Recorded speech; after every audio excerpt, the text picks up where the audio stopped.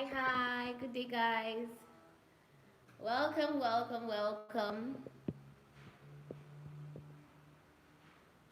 If you can see me and hear me, just let me know. Very important. If you can see me, if you can hear me, welcome to today's live stream, guys. Today we are going to be discussing about a lot of things, and it's going to be ranging from my life as an aviator. Hi, welcome, Abayomi. Thank you so much for joining me. It's going to be ranging from my life as an aviator to flight school questions. You guys are here. This is so good. This is so good. Ah. This is so good. I really appreciate your comment. Musa, Abayomi, Nonye, Jamil, Kerry, Roots. Aww. Thank you so much for joining me today. Like, I appreciate all mommy is here. You guys came very, very early. Thank you so much. So we're going to be starting. I have a list of things we're going to be doing here. Come on, enjoy the Q&A yesterday. Wow, I like that. Meekness Daniel, welcome. I'm happy about that. So basically, if you're new here, this is Princess Anu TV. Like, I always say that. Yes. This is Princess Anu TV, and we talk about aviation, motivation, and adventure. And if you've not subscribed, I don't want to assume that everybody here has subscribed. So if you've not subscribed, just do me a favor, click on the subscribe button and the bell so that you don't miss anything on this channel. So I'm going to be going down, but you can also start asking your questions, and it's going to be a very long one today. That's why I decided that, okay, let's start it from the morning so that we go morning and see if we can use like maybe 4 hours or 6 hours or whatever, 8 hours, 9 hours. Let's hope the network favors us and every single other thing like works in our favor. So if you have questions, you can start asking them, but I'm going to start with what I already listed for us to discuss about today.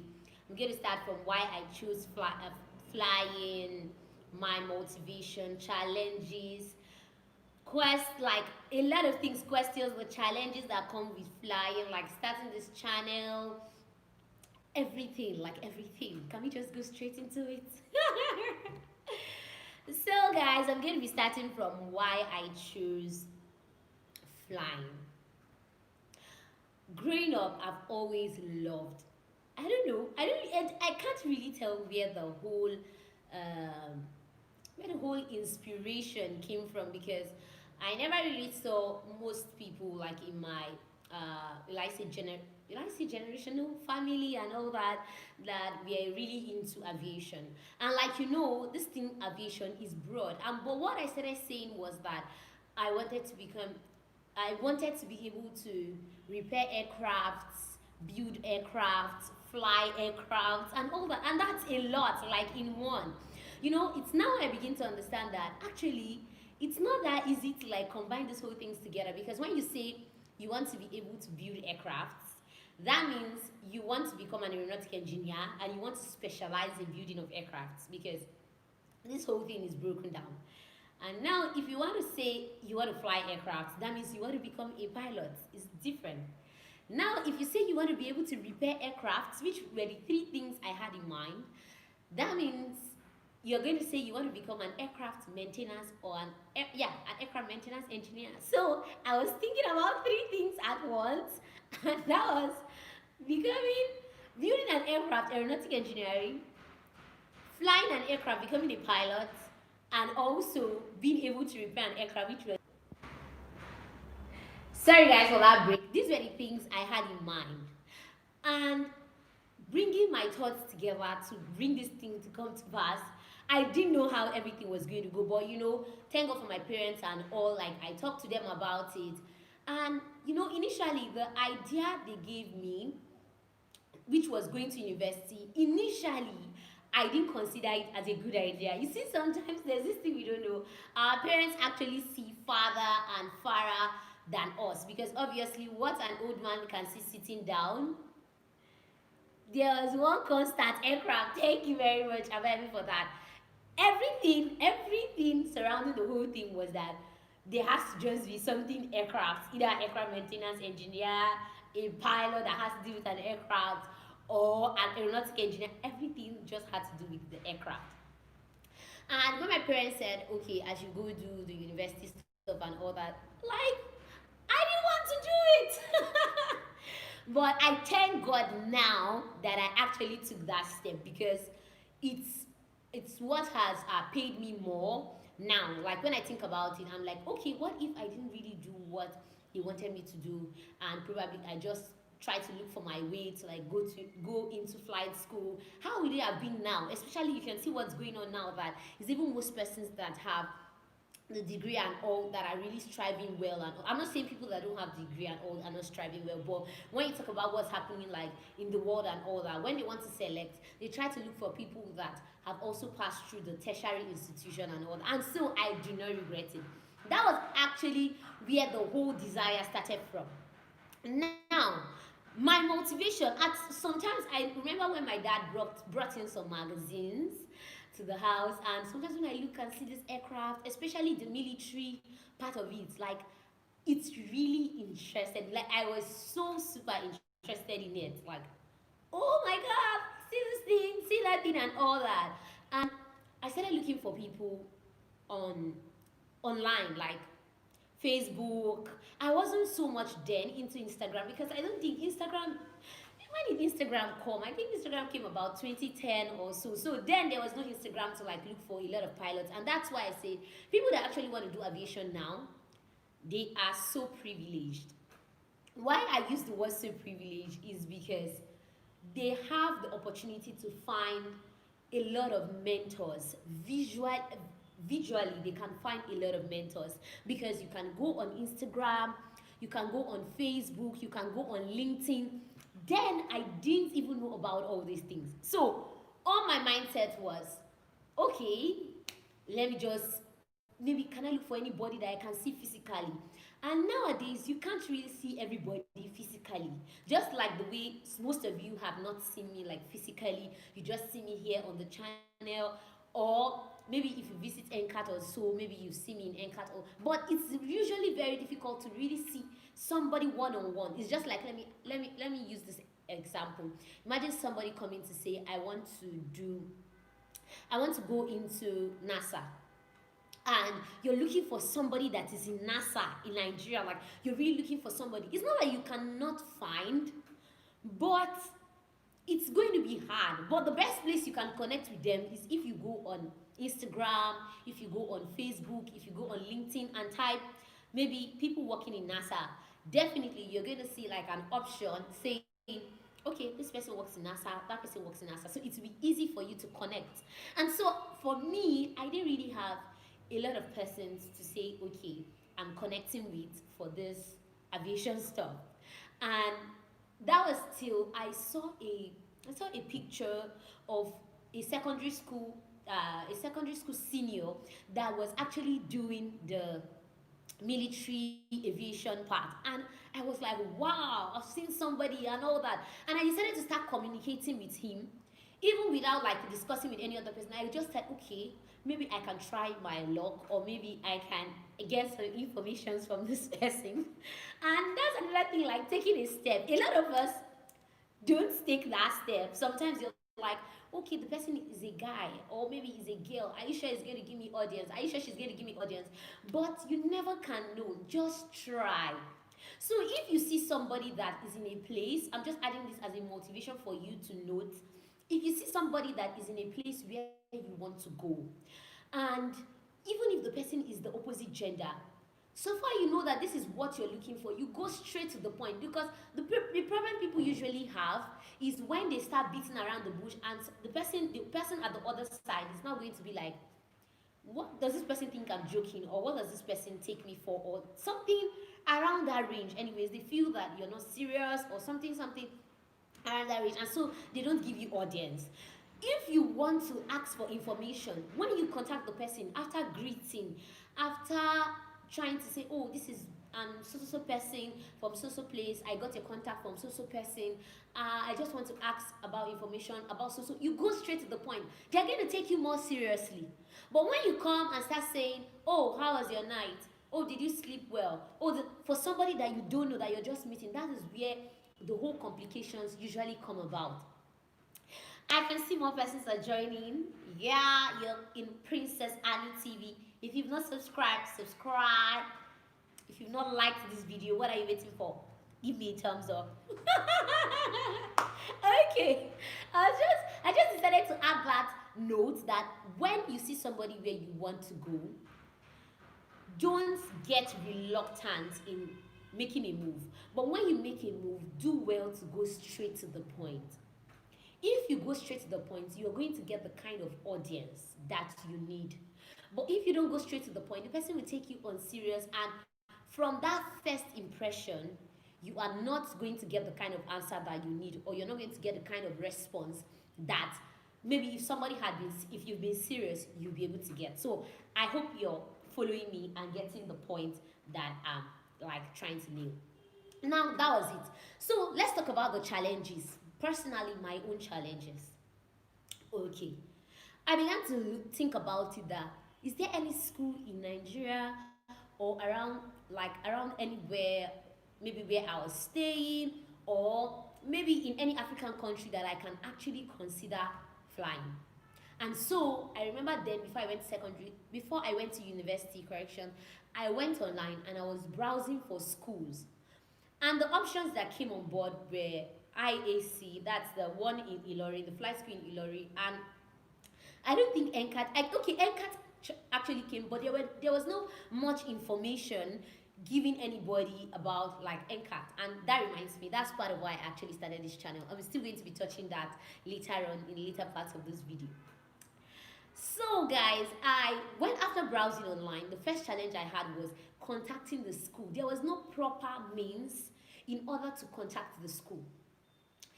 And in fact, concerning NCAT, there was no means at all. Like, I wasn't seeing any good information that would make me to say, okay, contact them so way, you get an information in so way. I wasn't seeing anything like that.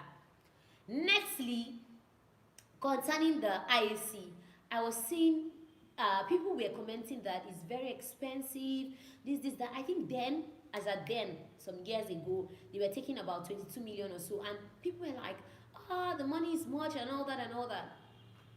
I also made a move. I found a family friend, or like an extended person. I called the person and asked the person about flying. How much did he spend for flying? And he said over 30 million.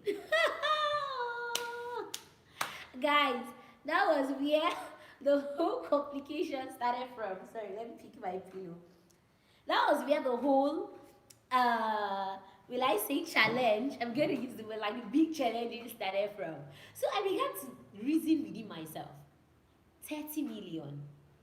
How is it possible to get 30 million in a place like Nigeria, and you're saying that just you alone want to use 30 million for school? You've not considered other persons, and it's like a lot of things were going through my mind. And that was when I now applied for Epic Flight Academy. The part of challenges too I had with applying for Epic Flight Academy was that you needed to pay, I think for them to be able to process your documents, you will need to pay some amount of money. And I was just like, okay, since I've gotten the admission, maybe I can see what I would do about it. And I started thinking, okay, how am I going to go about this? I actually showed my parents the admission letter and they were happy for me. Oh, congratulations. But the issue of the money was not there. And now, I actually left the scholarship part to talk about it later, but I think I will start talking about it from now.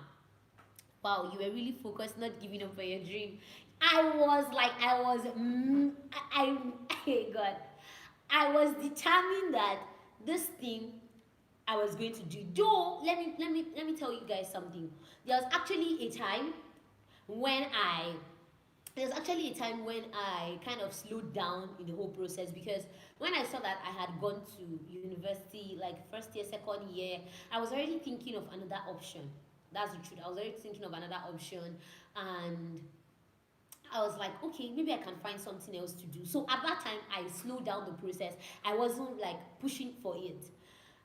And I remember that I had this mindset that people get scholarships. If you know, even in university, you see that a lot of oil companies, they come and they say like SPDC, like Agbanik scholarship, TET fund scholarship, PTDS scholarships. People get a lot of scholarships. In fact, that was where I got the motivation to start looking for a scholarship. That was where the whole plan like started. So I thought about it that if people can go looking for scholarships for engineering, medicine, why wouldn't they also give people that want to do flying? Because it's quite expensive. Why would they give people that want to do flying scholarships? And I thought about it. Who can I contact to be able to get this thing that I want? Guys, determination is everything in this business. Well, I'm sharing my story for now. Then from there, I'll start answering most of your major questions concerning flight school. So just follow me through. But if you have any pressing questions, you can keep leaving them. We'll touch them. So, guys, as I was saying, I thought about it that okay, where can I contact somebody to get a scholarship? And since I know, don't also forget, even in universities, uh, there's this thing that states have. I don't know if you know about. If you're in Nigerian, you will know that most states have this thing they call bursary. So if you're in university, I think you should look for your state association. It's really going to help you. Trust me. Look for your state association and join. You can join the association if you want because you have benefits of joining the association. Benefits like you can get bursary. If they are doing anything, you can. Hi Jetro, you see, welcome. You're late. Don't forget, give this video a thumbs up. Okay, so if you are in a school environment, try looking for the associations that concern you. Like for instance, maybe if you're in pharmacy, look for Nigerian Pharmaceutical Association of Students, or maybe if you're from Lagos State, look for Lagos State Association of Students. All those things, they help. And it also depends on what you want to get. Josh, welcome. It also depends on what you want to get. Because if you're looking for things like this I'm talking about, like things like scholarship, bursary, because bursary, even if you feel the money might not be too much, is something. It's something. If you're getting a bursary from your state every month of like, let's say 5,000 or like 10,000, it's like an additional money to your pocket money. You might consider it that, oh, bursary is small. There are some states that actually pay bursary of like 15,000. There are states that pay bursary like that. There are states that pay bursary of like 10,000. So if you're in university setting, just look for your school, your state association in that school.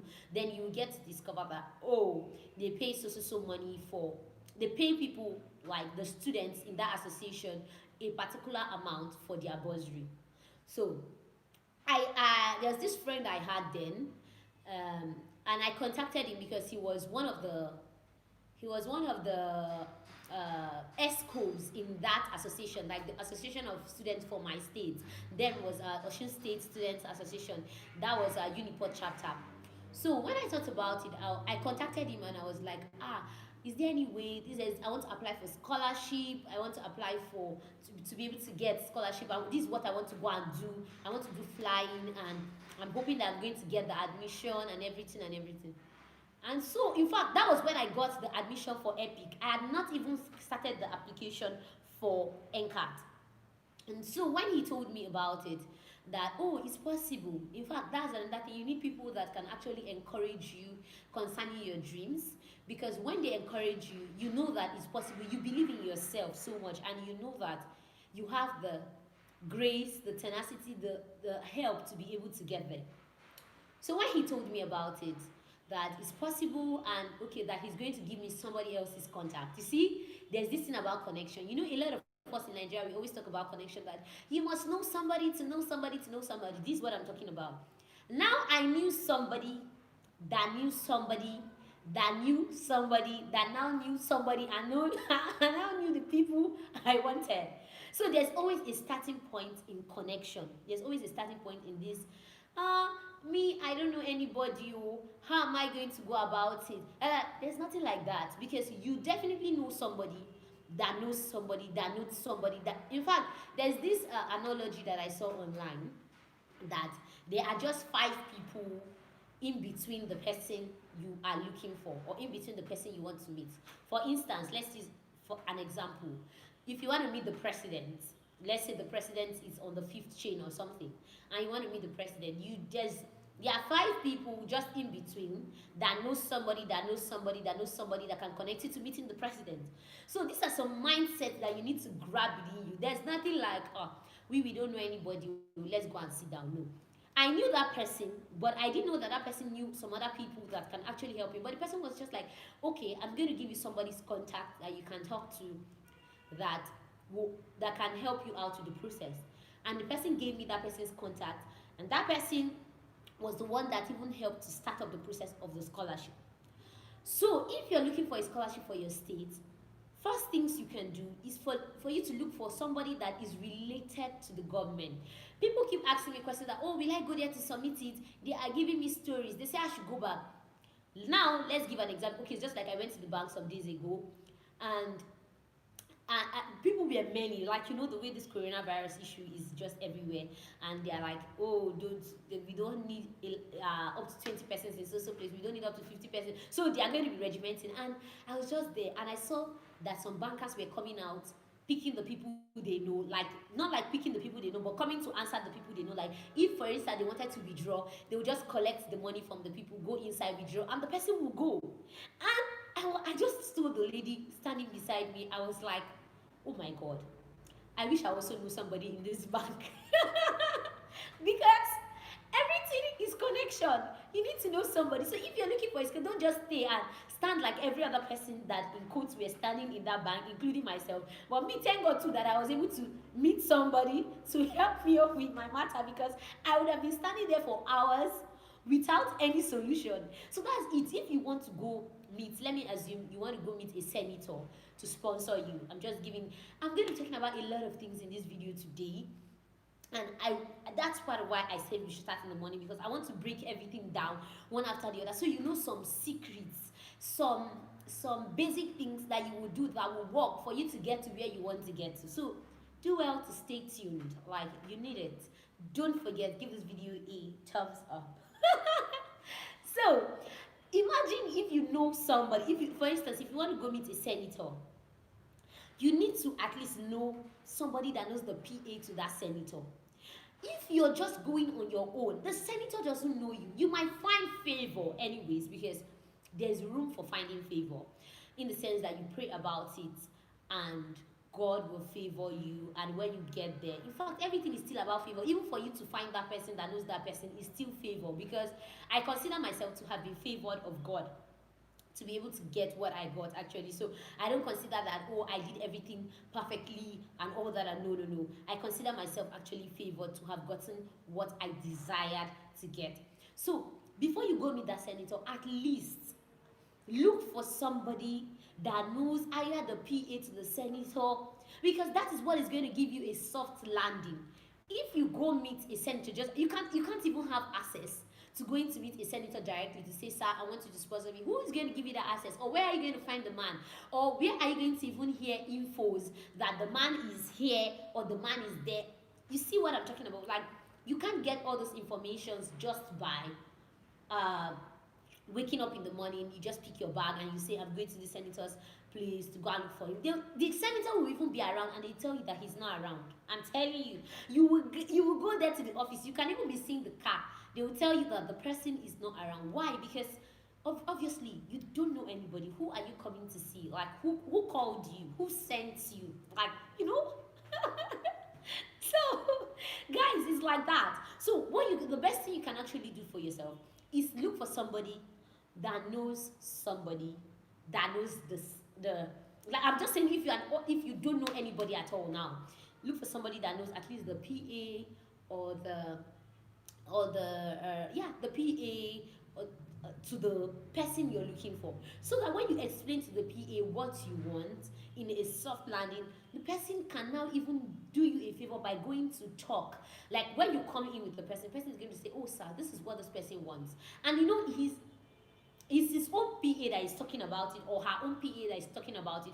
So the person will understand that no, my PA would have looked through this thing before he or she is bringing it to me, and so I think what he's bringing to me makes sense. But if you just go by yourself, going to explain yourself, no, sometimes we need people to introduce us to people of power. It's not every time you can introduce yourself and that your introduction will be heard. Most of the time, you need somebody to be able to talk for you, to be able to say that, oh, sir, I think you should consider this girl's application. Oh, ma, I think you should look at what this guy brought. I think, sir, please, we need your help concerning this matter. And they are going to resume you. I don't know if you get. So that's how it is. Now, looking for that person, and that was where the whole process started for me. So because I had already submitted the first letter, so I kept on like doing it, going to the place, because that's another thing. You don't expect that you just submit and go and sleep, because it's not only you. Okay, imagine now we are 5 or we are 10 looking for a scholarship, or this we are 5 looking for a scholarship. 5 other people needs other kind of financial assistance. 3 other people want to see the governor or to see the president or to see the senator. Then 4 other people wants to pay a courtesy visit to the governor. Now you can see that we are a whole queue of people wanting to get different things. We are looking for a result to get different things. Now the guy or on the PA's table, they have all our applications, thinking about how they'll go about it. What am I trying to make you understand? You are not the only one looking for that thing, or you are not the only one looking for help. You're not the only one looking for assistance. So when coming to meet, have it at the back of your mind, you're not the only one. So you have to keep giving what they call constant reminder. That is why even when you send a mail to somebody and you want the person to respond, and you think, okay, you've waited for a while, the person has not responded, you send a reminder. You put it, you tag it along and say, this is a reminder for so and so thing. And they get to understand that, oh, he has sent a mail before and he needs a reminder for this thing. So when you come, don't go and sleep and say, oh, these people, in fact, I'm tired. I was tired for many times. Let me be sincere with you. So it's not so that you don't feel that, oh, probably I had the grace and everything to be going all the time. So there were times when I was actually like tired, like I didn't want to. I was like, oh God, these people are. In fact, God forgive these people for my sake. So there were times when everything did not go as I planned. I was like super tired. But I had to encourage myself. It's just like saying, encourage yourself in the Lord. So I had to encourage myself. My parents also encouraged me. I remember I was always calling my mom. I was giving her updates of everything. I was like, mommy, see this, see that, look at what people are doing, look at that. And she will encourage me. She will tell me, and that's why I say good support system is very important, guys. Olumide Gideon, welcome. A good support system is very, very important. Whether be it friends, family members, parents, but family members will always be there for you. Jamil, do you get paid as a student pilot? I've made a video concerning that, but like I said, today I'm going to be talking air extreme, so I will talk about that too today. As a student pilot, it depends on your what program you used to enter your flight school. Did you come in through a cadet program? Did you come in through an airline? Or did you come in through a private parastatal? So when you consider these three forms of entry, you will now know if you will actually be paid. If you came in through a cadet program, most people, the person that sponsored you for the cadet program, that brought you in as a cadet, is definitely going to be paying you some stipends for you to be able to concentrate on your flying.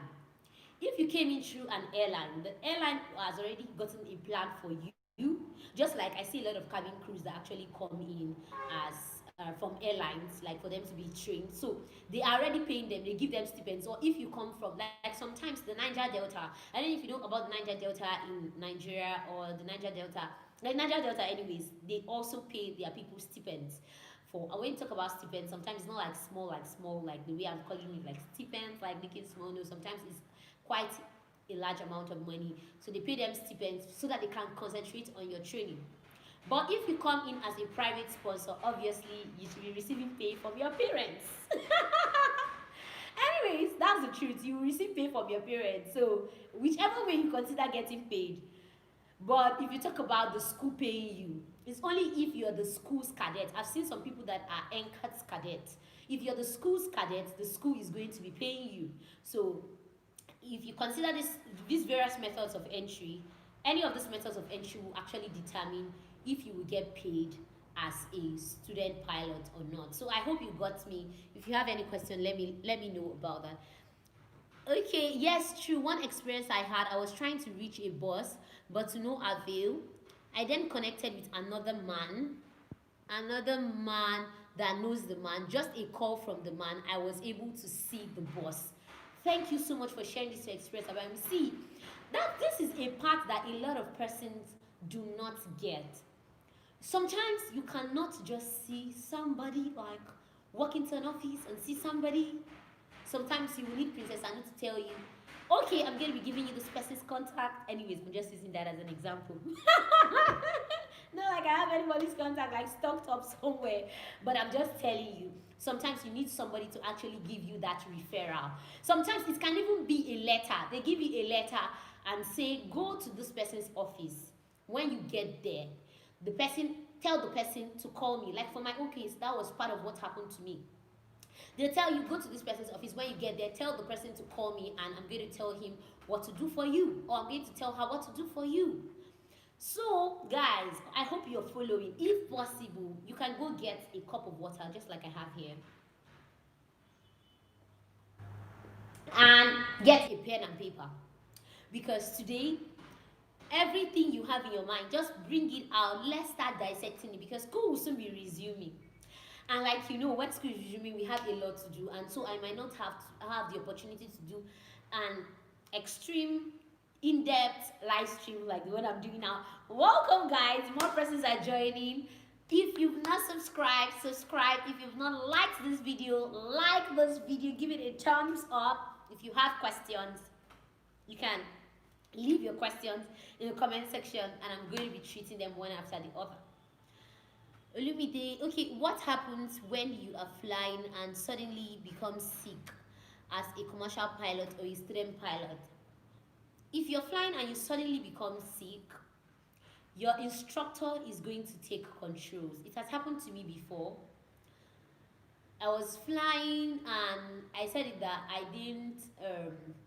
Now I'm talking about during the course of preparing to become a commercial pilot. That was when it actually happened.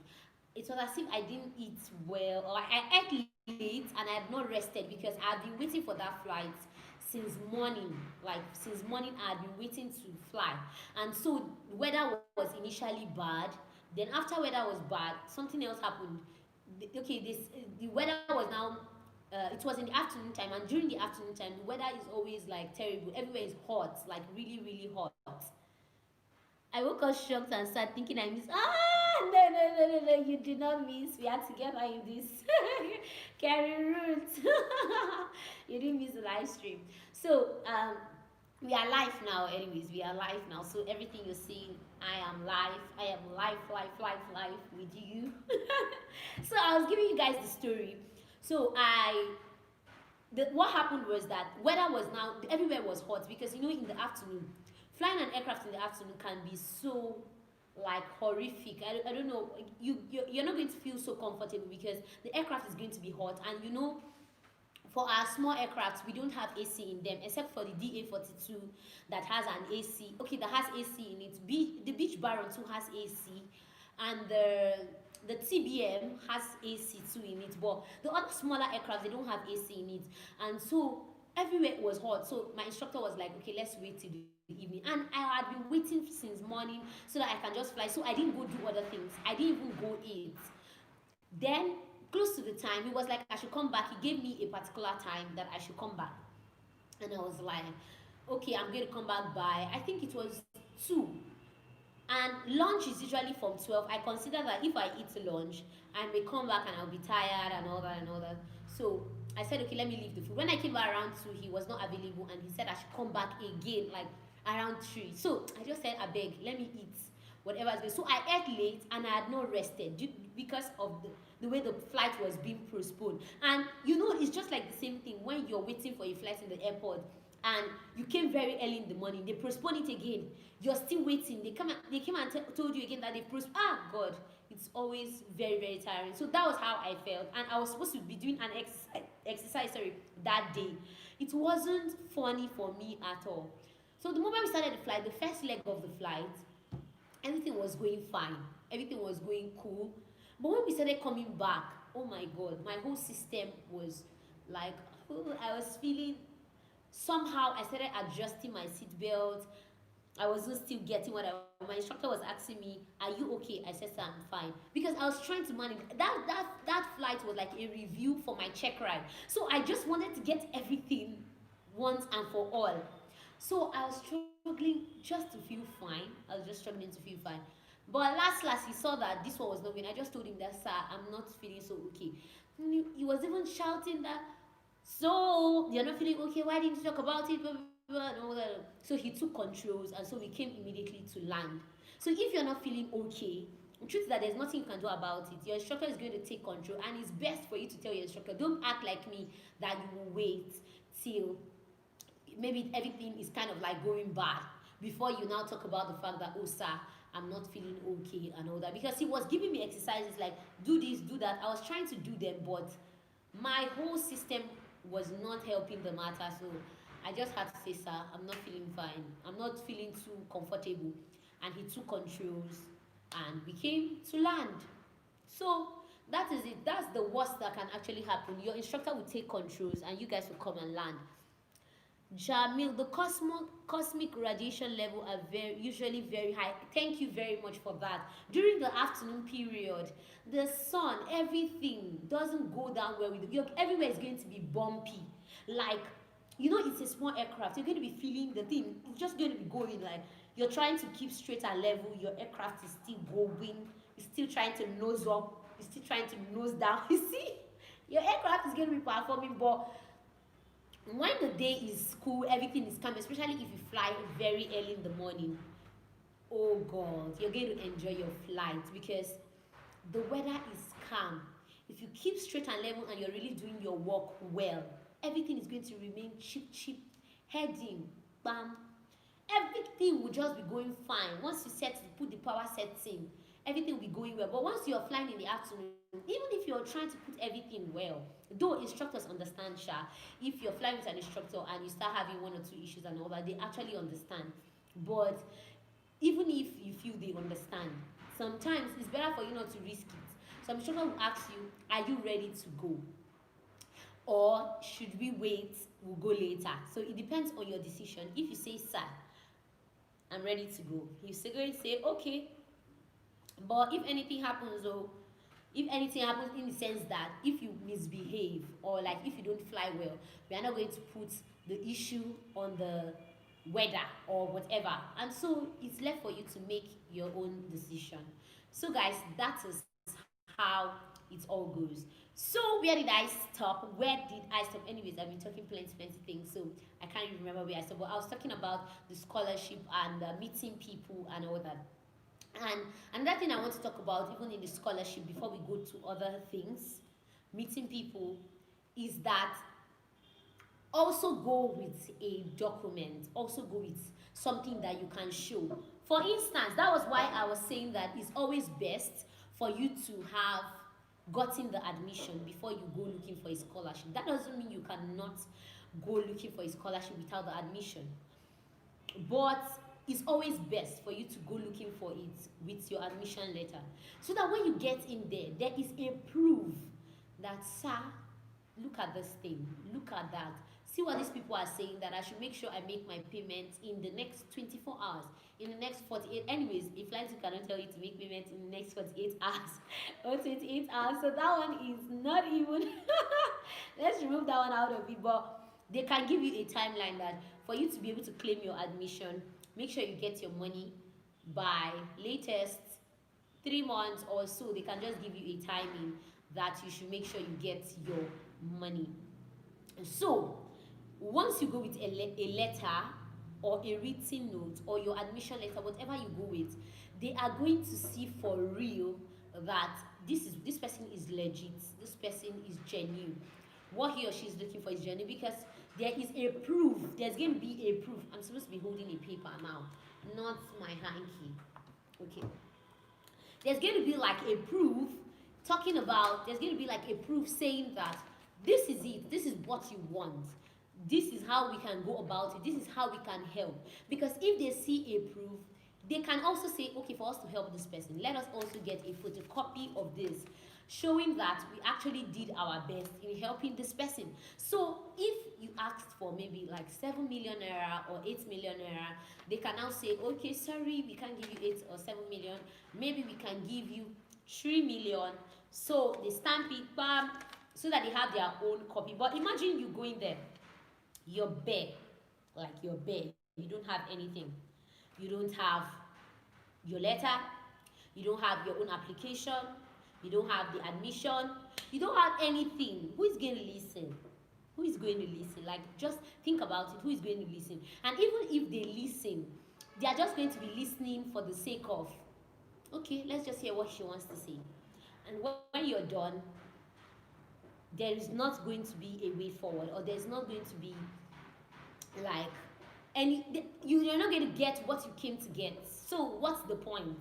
Always go with a document. Don't forget, always go with a document. And that's one. The next part I want to talk about, I'll tell you, when you go with a document and they promise you, you can ask that please they should give you in writing.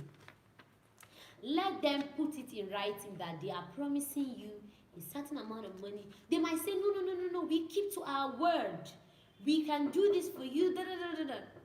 Tell them that, sir, please, or ma, please, if you don't mind, I will be needing it in writing, so that if I come next time, it will be obvious that you actually said this or you actually said that, just in case.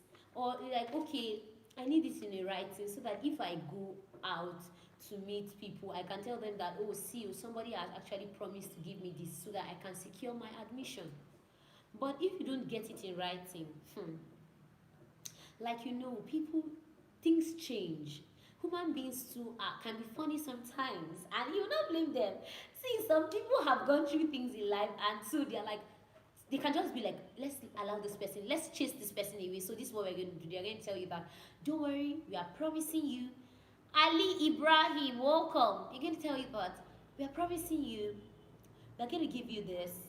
Just don't worry, just come back in 2 weeks, or we've settled it already. In fact, guys, let me even gist you some part of my own story. There were times when I called and people were telling me, don't worry, we are working on it, we've worked on it. Guys, nobody was working on anything. There are some stages that you just come, and where you left it, you come and meet it there. But there were times when people will tell you, if they give you the award, there are people that when they give you the award, they are trustworthy people. When they give you the award, they hold on to the award. Like, they tell you that, no, I'm going to do this for you. Just remind me, call me, and I'm going to do it for you. And when you call them, of a truth, they do it. Oluwatoyi Wisdom, welcome aboard. Don't forget, give this video a thumbs up. Nice having you here. If you have any questions, anything you want us to talk about, let me know in the comment section. So guys, always ask for your own copy. Your own copy is going to help you have a proof that this so thing is what's going on, or this is why I came, this is what they promised me, they say I should come back so time. At least let them just give you something. They may not write too much grammar in it, but do well to collect something. And now, another phase of it is this. Once you've collected your scholarship, MC plus signature. Yes, obviously, every official letter should have a signature, please. Every official letter, please let it have a signature. I'm going to be talking about some last parts too concerning this admission. Okay, I was having an argument with my cousin. I told him about how you got your scholarship, and he said it's nearly impossible to get a scholarship of sorts with a government without writing, without them wanting something in return. What do you have to say? You see, that's the thing. Okay, let me tell you something, Olumide. Every parastatal will have their terms and conditions. And another thing before I even got the scholarship, somebody told me of a scholarship from Bristol I'm trying to remember the company now, but it was a bond. A bond is different from you getting a scholarship. A bond, this is how a bond works. They are going to tell you that you are going to get so thing, and we are going to pay for it. And when we pay for it, you are going to work with us for 5 years, for 6 years, for 7 years, depending on how long that bond is with them. So it's not going to be a fact that you are going to pay us back. It's going to be a fact that we are going to be giving you this thing. What you are going to do for us in return is that you are going to work with us. And you're going to work with us for 2 years, 3 years, 4 years. Now, let me add this, or let me ask you guys a question. If you don't have money at all, yeah, I think it's Brewster helicopter. No, his own wasn't helicopter. His own is actually fixed wing. They sent them abroad for training. The other person, this other person I'm talking about, because the person even sent me the way they stated everything in the bond and how everything was going to go. So I read the terms and conditions.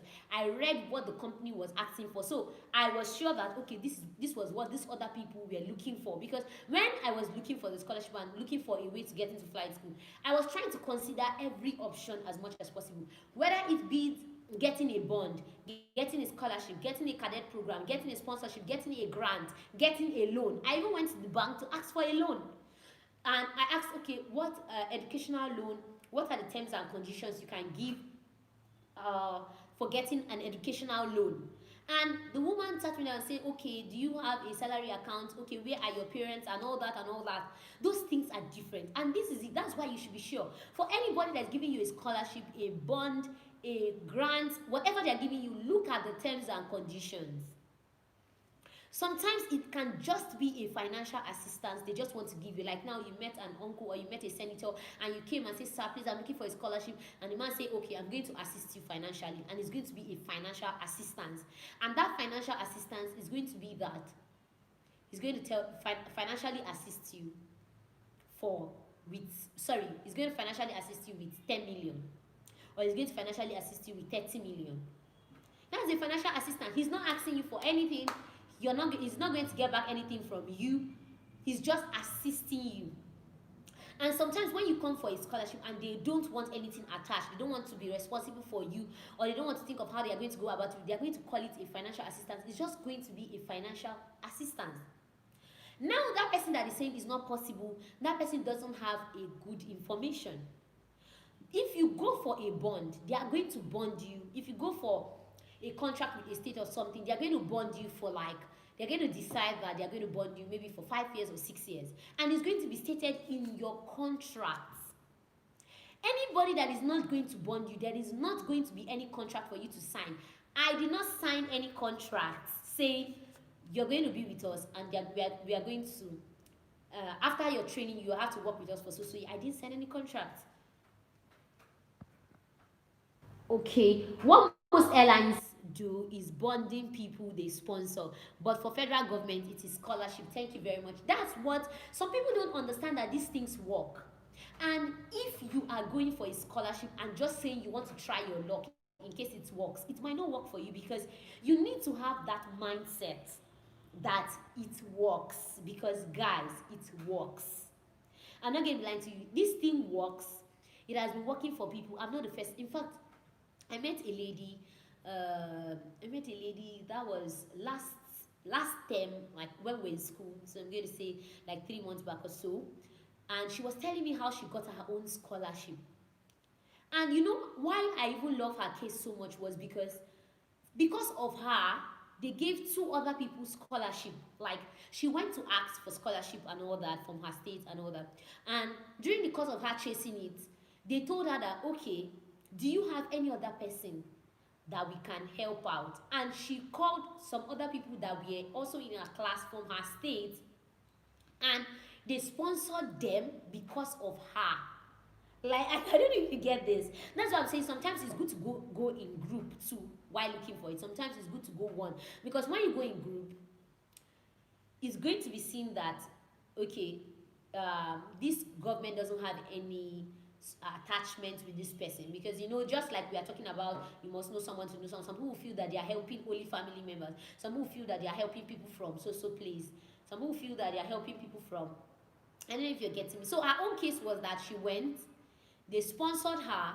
Not only that, they sponsored her, they told her to bring some other people, like, so that it's going to be kind of a bulk thing. So because of her, they sponsored 2 extra persons that did not even have plan for getting a scholarship at all, without bonding. Now she's not working for her state, so it's not a case where we are going to say that, oh, after bonding you have to work for your state for 20 months or for 10. Bonding is different, getting a scholarship is different, getting a sponsorship too is different. You just have to know the terms and conditions attached with whatever you're asking for. Seriously, it's going to help. Don't just sign anything. Somebody says you can go and sign your whole salaries. They say, okay, come and sign for so bonding, this, and you go and sign, and before you know what's happened, they've already put it in your side that they are going to be deducting 50% of your salary every month for us to be able to get back our money. And you are like, oh God, Mogbe, hey, what has happened and all that. You don't want to be doing that. So guys, it's very, very important that you consider some of these things. So if you have any other doubts, I'm going to be talking to, and again, concerning the cadet program too, there are some companies that do it in such a way that they are going to sponsor you. It's either you work with them for an amount of years, or if you don't fully work with them for that amount of years, they are going to be deducting a certain amount of money from your salary. Whichever salary, it's like that one too is like a bond. I'm going to say that one too is like a bond. It's not like a regular, it's not a regular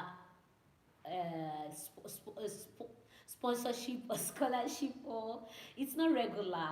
It's something that changes. They can decide either we remove it from your salary because you'll be working with us, or you have to work with us for like 5 years or 6 years or 7 years, whatever. So don't allow anybody tell you it's not. See, go and have the mindset that it's possible. You can get it, and you will get it, and it's going to work for you. That's what I want you to have. Welcome, friends. More persons are joining. If you have questions today, I'll be giving you in depth. Like, we'll be talking about it chunk by chunk by chunk by chunk again by chunk. I know how to miss. Also, I'm ready for you guys today. I'm here because I sense, I smell it. School is resuming soon, guys. I smell it. So a lot of parastatals are already putting measures in place in order to curb the happenings around. And so if they are putting measures in place, flight, Musa, welcome. So if they are going to be putting measures in place, that means the school will be resuming. So the next thing is challenges. I'm going to talk about my challenges. Oh God, we still have like a lot to talk about today. But I'm going to be talking about challenges like solo, PPL, CPL, then we'll go to other things. So challenges, guys. Now,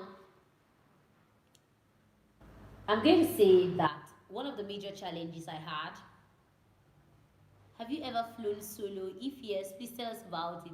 Yes, come on, where have you been? My first solo video is on this channel. You can check it out. My cross-country flights too are on this channel. You can check them out. So I've flown solo, not once, not twice, not 3 times, not 4 times, not 5 times, not 6 times. I've flown solo so many times. Because in flight school, once you do an exercise, once you've gone solo, you do an exercise, you go do the solo for that exercise, you do another exercise, you go do the solo for that exercise, you do another, like that's how it goes. So if your instructor, let me use for instance, if you learn first landing, like how to first land an aircraft, once you learn it, or once you do that exercise, your instructor teaches you that exercise. After you've done it with him, you've practicalized it, he's going to send you solo for that exercise. I think that's one of the most scary exercises to even do. 180, I think 180 and first landing. First landing without power now, guys. First landing without power, like trying to first land. It's just like if you have an emergency on, And it's something you just have to learn, because sometimes, especially when you're flying a single engine aircraft, um, you learn an exercise on how to first land an aircraft either in a clear area, like, guys, don't worry, you get there. I really don't know how to put this into words. You're going to learn first landing. So how to land an aircraft when you have an emergency in a clear field, so that you go away from persons, and so the aircraft is safe, you too, you're safe. A lot of things, in case you have like bad weather, in case you have a lot of things can make you first land. But first landing without power is if you lose an engine. So for single engine aircraft, if you're flying single engine aircraft, they're going to be teaching you like how to first land. So I'm just using that one as an example. If you go for a first landing exercise, or if you go for a 180 glide with your instructor, you have to go do it on your own. So you're going to go solo. You go do it on your own to ascertain that you have gotten the exercise. Some people, they fly solo, but they don't go do it. But it's your choice. The thing is that if your instructor is telling you to go do something and you don't, it's for your benefit, because later on you will have to prove if you actually did it or not. You're going to do check rides. You're going to do progress checks. How will they know if you do a first landing exercise when you go solo? Obviously, nobody's going to know. It's now left for you and your God. It's left for you and your God to decide if you did the exercise or not. But the question is, why should you not do it?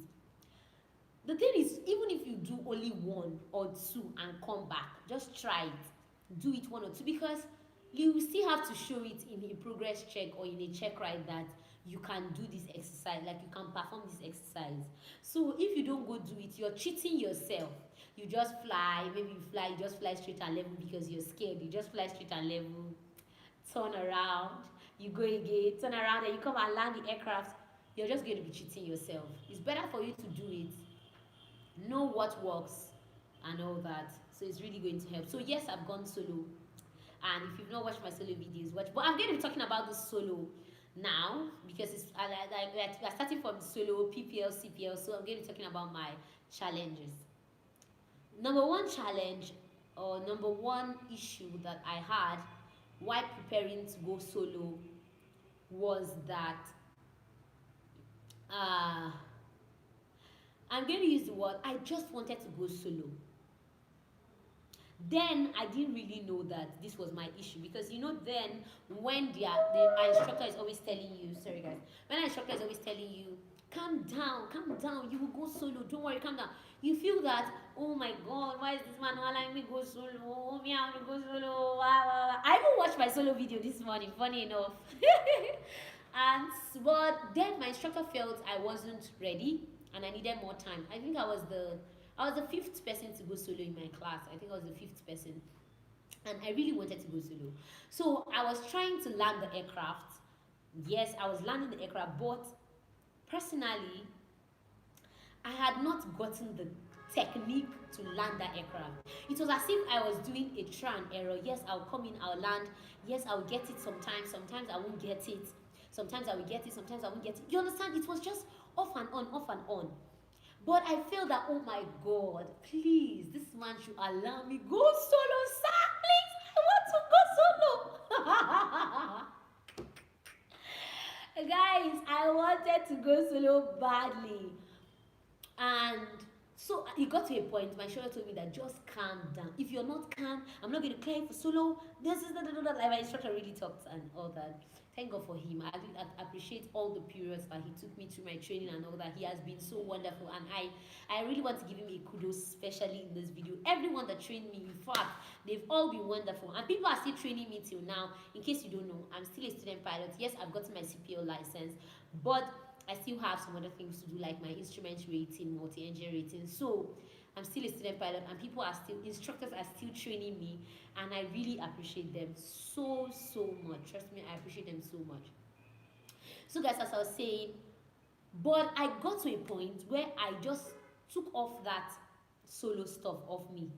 I was like, it's better I learn how to land. In fact, somebody said something one time that it's best to learn how to land the aircraft, so that the moment you do that first solo, because in our own school, after your first solo, you will still have to go for a second solo. So you still have to go and fly with another instructor that will certify that you're good. That's completely good. It's just like taking your first recommendation, then you've gone solo.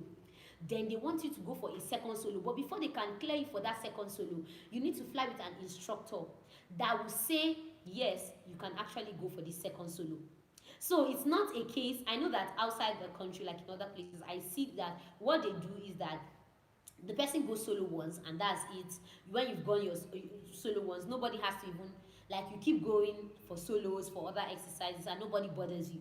But in our own school, after going solo, somebody has to fly with you again to ascertain that you have actually you have, will I say fitted, or your feet, or you're not dangerous to yourself. So another instructor flies with you and clears you solo again. So the solo the other instructor is flying with you to clear you is seen as a second solo. So you go for solo, like special, like solo, like that solo, you go 2 times.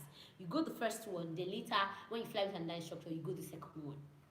And so I think it was when I was going for my second solo, I really got what exactly this whole thing meant. Because yes, I told you, like I'm just telling you my experience.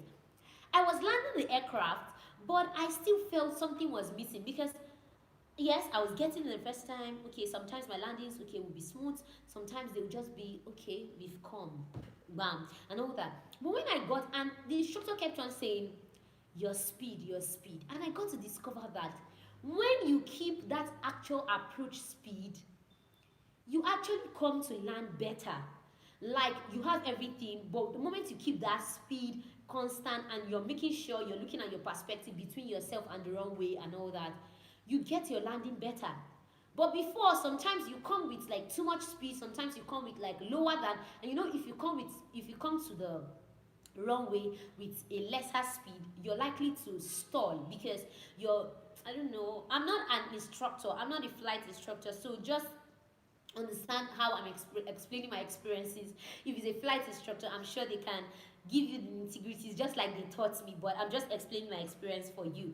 Like, if you come with a lower speed, you're likely to stall the aircraft because the aircraft is going to come like this and you're losing speed faster, and so you can just land the aircraft like this, if you really get me. But if you come with too much speed, what will happen is that you're going to be coming so fast into the runway that as you're coming so fast, you are likely to overshoot the runway.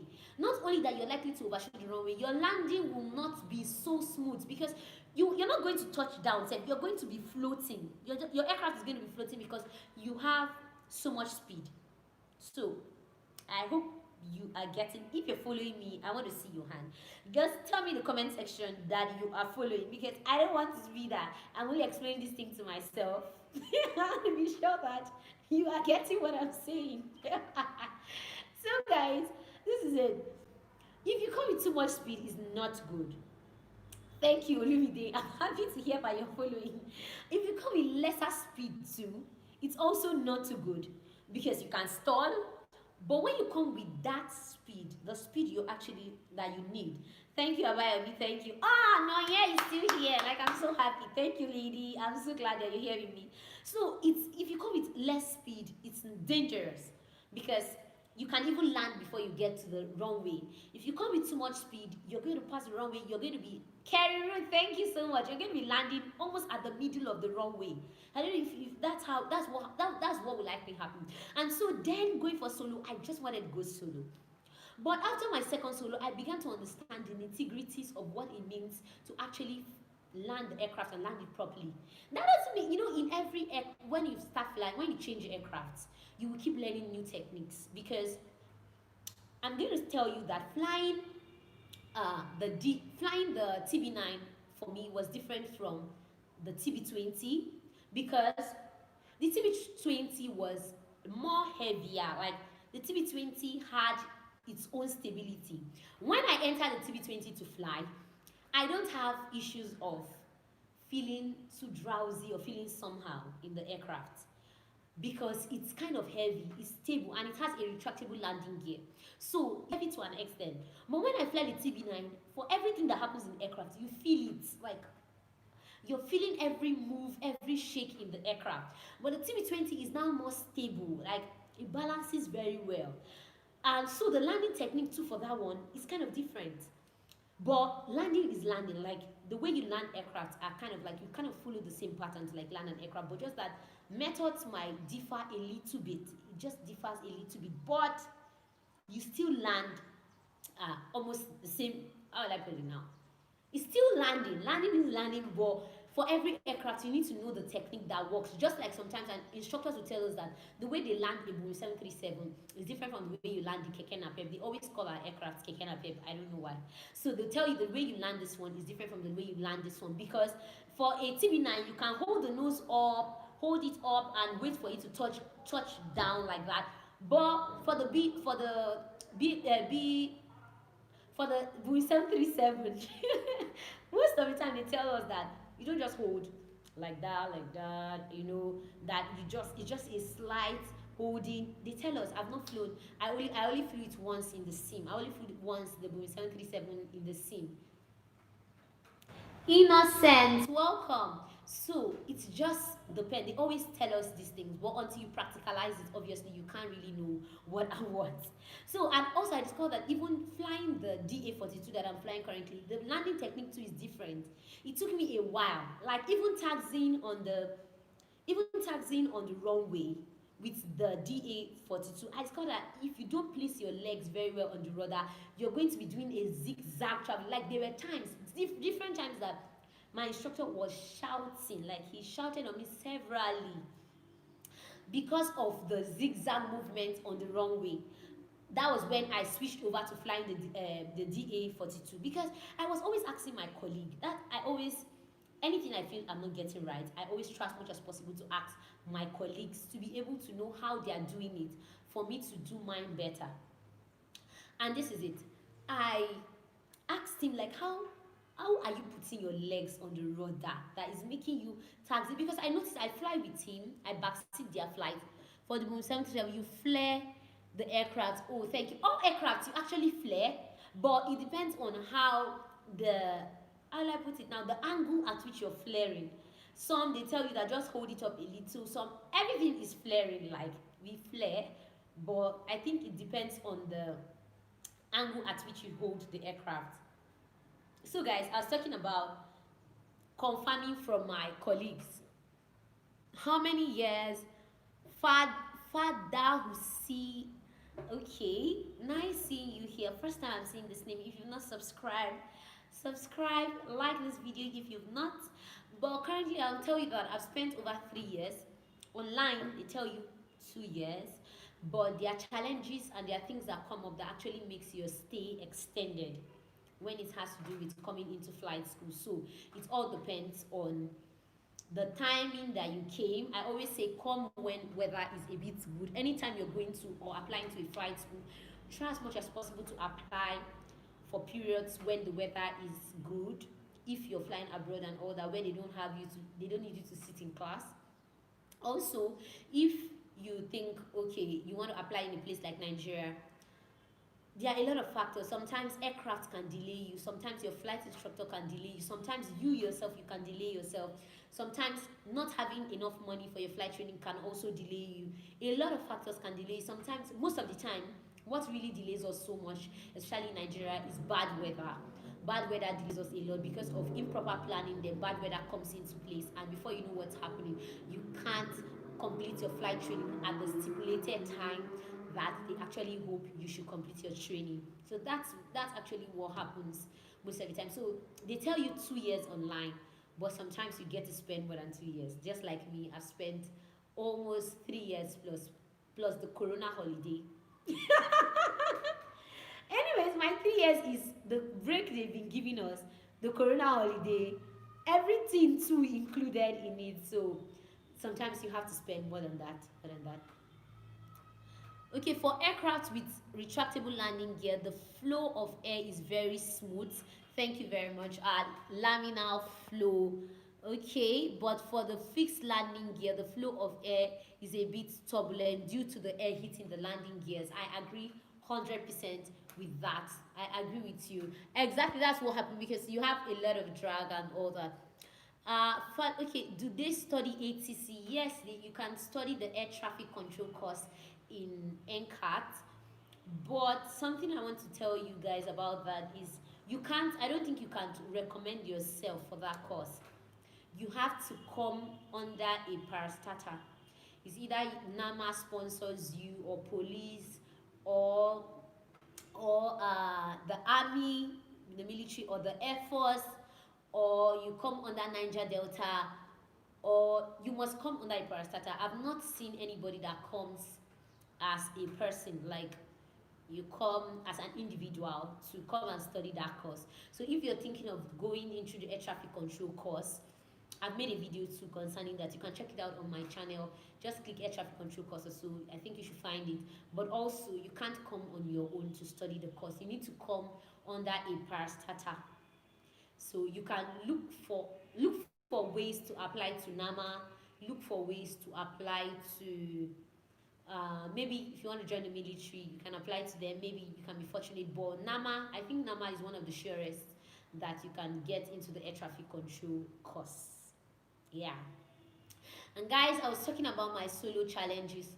So when I got to discover that this whole thing, landing every aircraft was different and all that, well, the solo part was a bit I don't know, I'm going to say it was a bit funny, because I don't know if I've told you guys before that even when I was about taking off on my solo, due to fear and anxiety, like I didn't even deploy the flaps. And so I took off flapless with the anxiety, the fear, everything combined together. But it was a success and I was so happy. But after my second solo and everything, I got to understand what landing was truly. Making sure you maintain the speed, making sure you hold the attitude, making sure you have correct power settings. And that was where I had to overcome the issue of solo. So now let's move over to PPL. I was thinking solo was the hardest. Guys, as you keep going along the ladder, it keeps getting thicker. Anybody that tells you that, oh, flight training is just cool, calm, everything, you just come in, oh my God. Let me give a mini silence for those people that say that. But seriously, it's not that rosy all along. It's usually not that rosy. It's not that rosy. Sometimes you have big lows and sometimes you have major highs. Like PPL, God being faithful, I was the second person in my class to actually get a PPL license. God really favored me. My instructor was always available. Everything was perfect. Everything was just happening perfectly.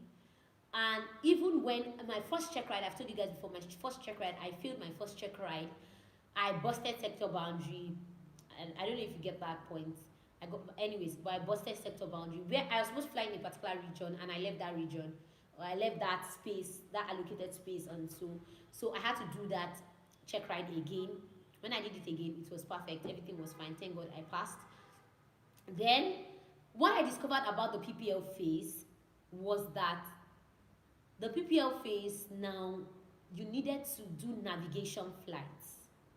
And navigation flights comprises of you talking to several control towers, like being able to, so it's like I was talking to, let me use for instance, I was talking to Blessing Tower, and now I don't have to always communicate with Blessing Tower again. I need to go to Abuja, and now I have to communicate with Abuja Tower.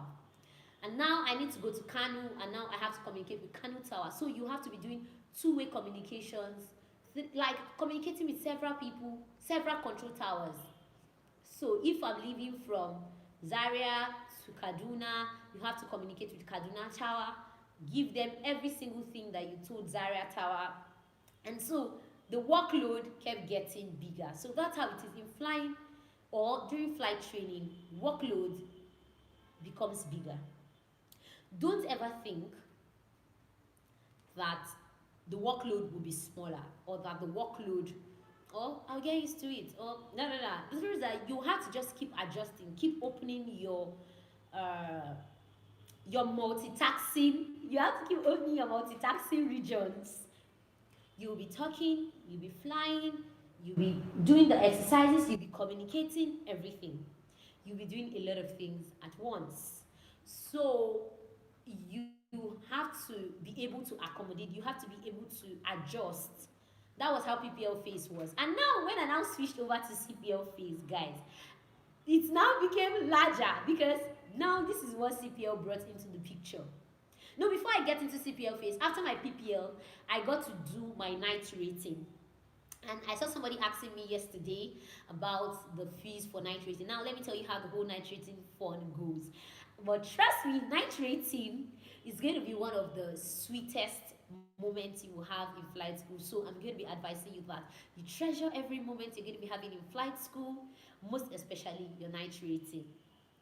Night rating for us was very, very special because we didn't do it in NCAT. So imagine you've been in one particular aerodrome for a long time and now you are going out of that aerodrome. It makes it more fun. It makes it more interesting.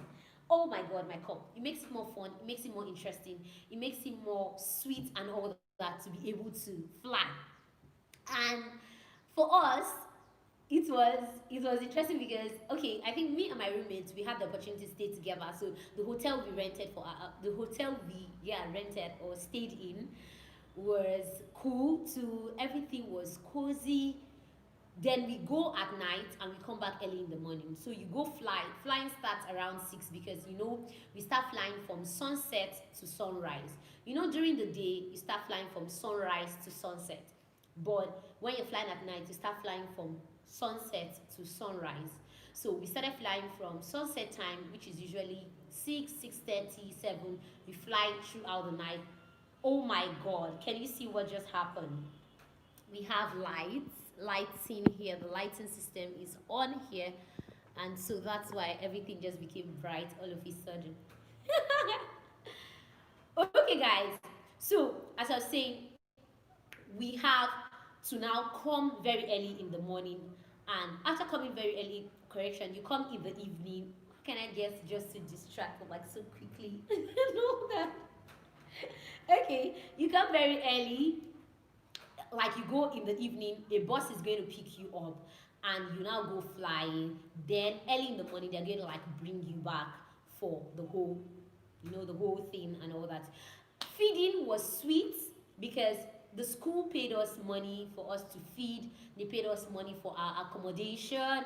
They paid us money for basically everything that we needed to. Sorry guys, I'm trying to adjust this so that you can see me clearly.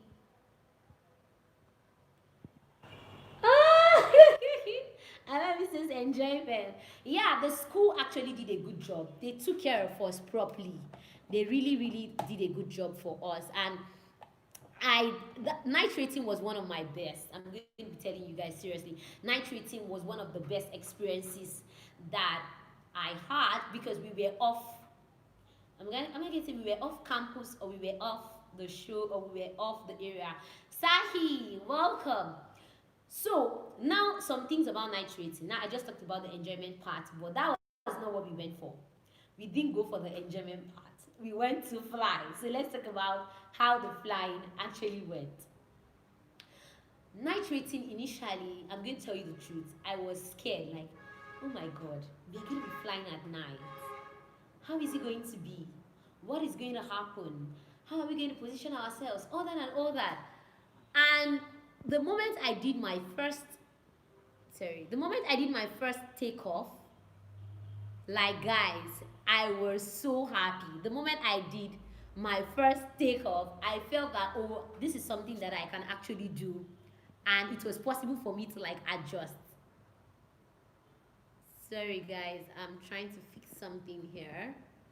Just give me a second, just a second.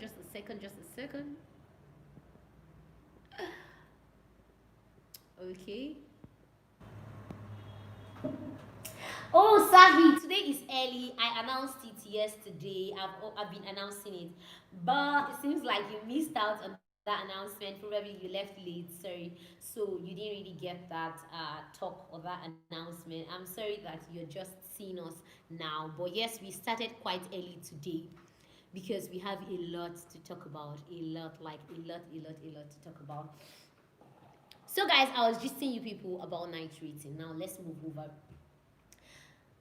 When because the first exercise you're usually going to be having will be familiarization. Like you've not flown in the night before, obviously, and so they want you to get familiar with the airspace. They want you to get familiar with how the night flying looks like. So you're going to go with your instructor. You're going to fly like you're going to do the regular exercises you do during the day, but your instructor is going to act like a safety pilot, watching every of your move. But I was fortunate because the first day my instructor actually allowed me land. So she was calm enough and she allowed land, like she allowed us land. I wasn't the only one. I think every student that flew with her, she actually allowed us land the aircraft. And it wasn't bad because the issue about landing at night is that you don't close the power before you touch down, because what if it's a false, you think okay you've gotten to the runway, you've not gotten to the runway, and you just like touch down. Tom, welcome. And so it's not a case, that during the day, when you're flying during the day, when you're about to land the aircraft, you close the power and you land. But now at night, you don't have to close the power. You don't even close the power because you're not sure. Nobody's sure of what is going to happen. So you have to keep the power there until you touch down. When you touch down, that's when you now close the power.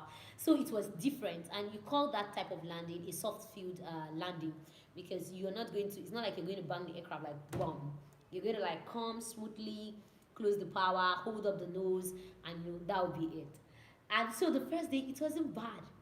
And I was happy. So the second day, we did our normal exercises, which is usually straight and level, medium level turns, steep turns, slow flights, stalls, all those things. We did them. Then, after that, I think the third day, that was the day we went solo. No. The third day we had emergencies, because you're going to be learning how to land the aircraft when you don't have lights. So you're going to be landing without lights. So if you don't have your emergency light and if you don't have emergency light, if you don't have not emergency light, if you don't have your landing light, if you don't have your taxi light, sorry guys, I just got a little bit distracted after the slide turned itself up.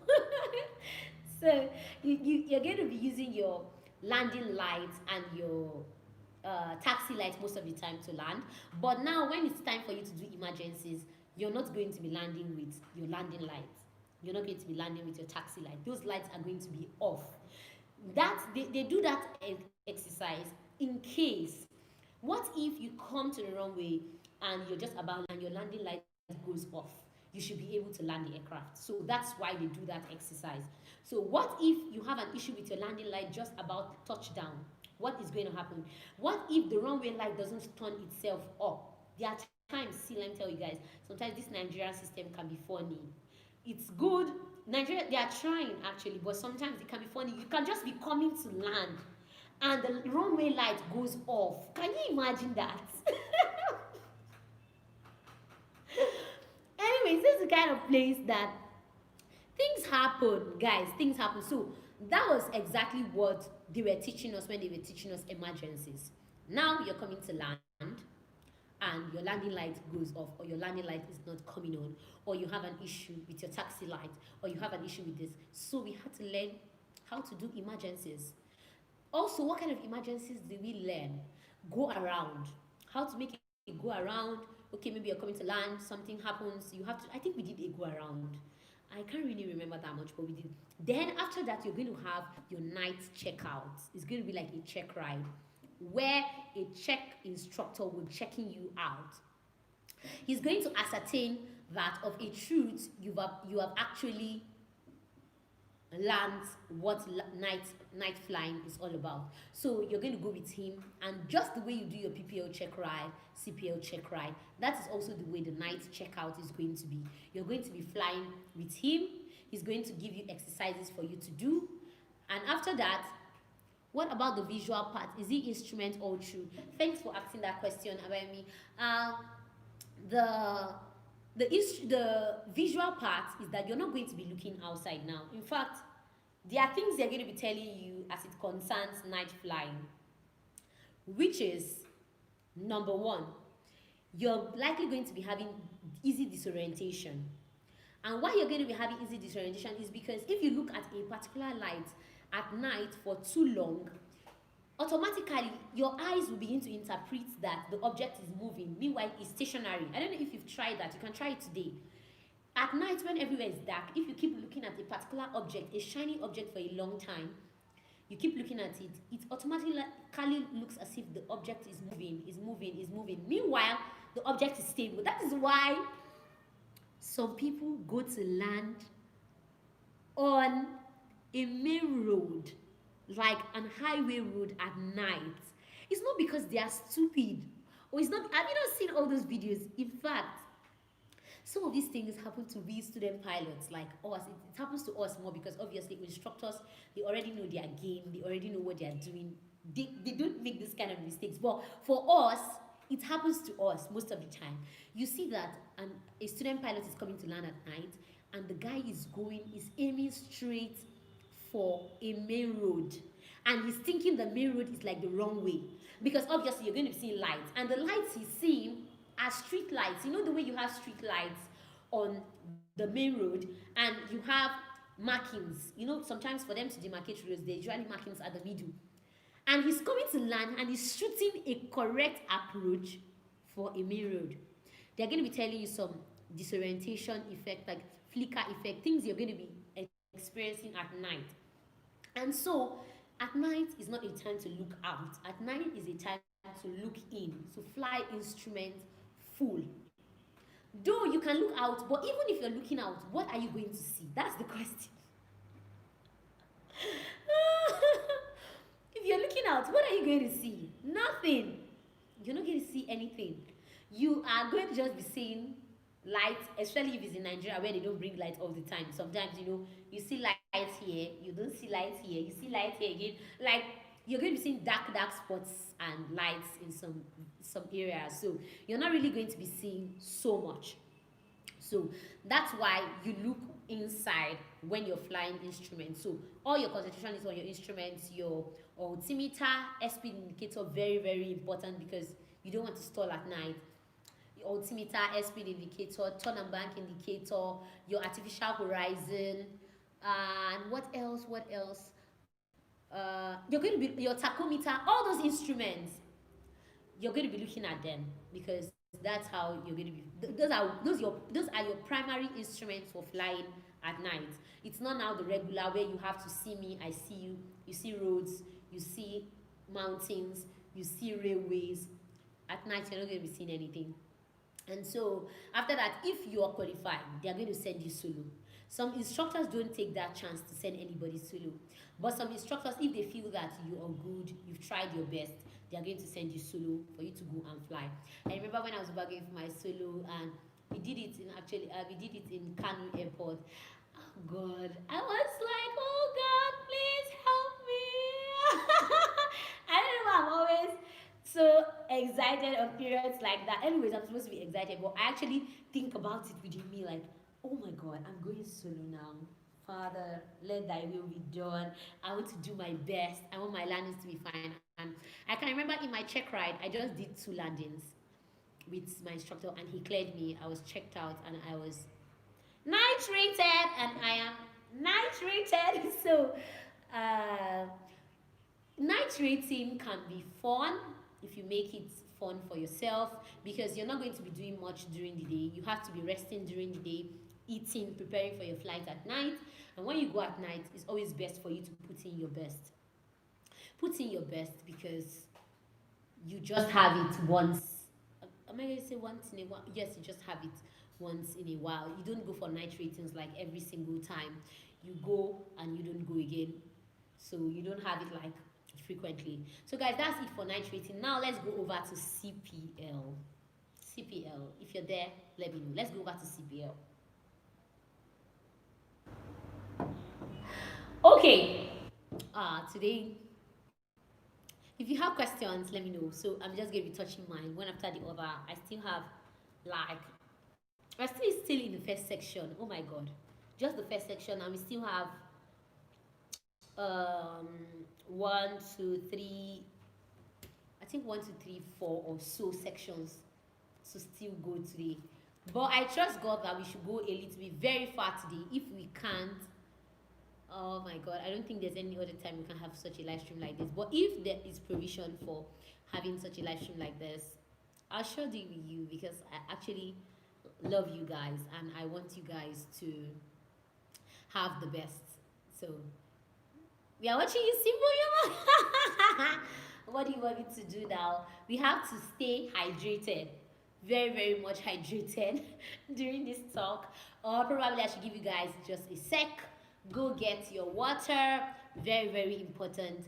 Go get every single thing you need for the live stream so that you don't feel, oh my god, Princess Anna is leaving us out.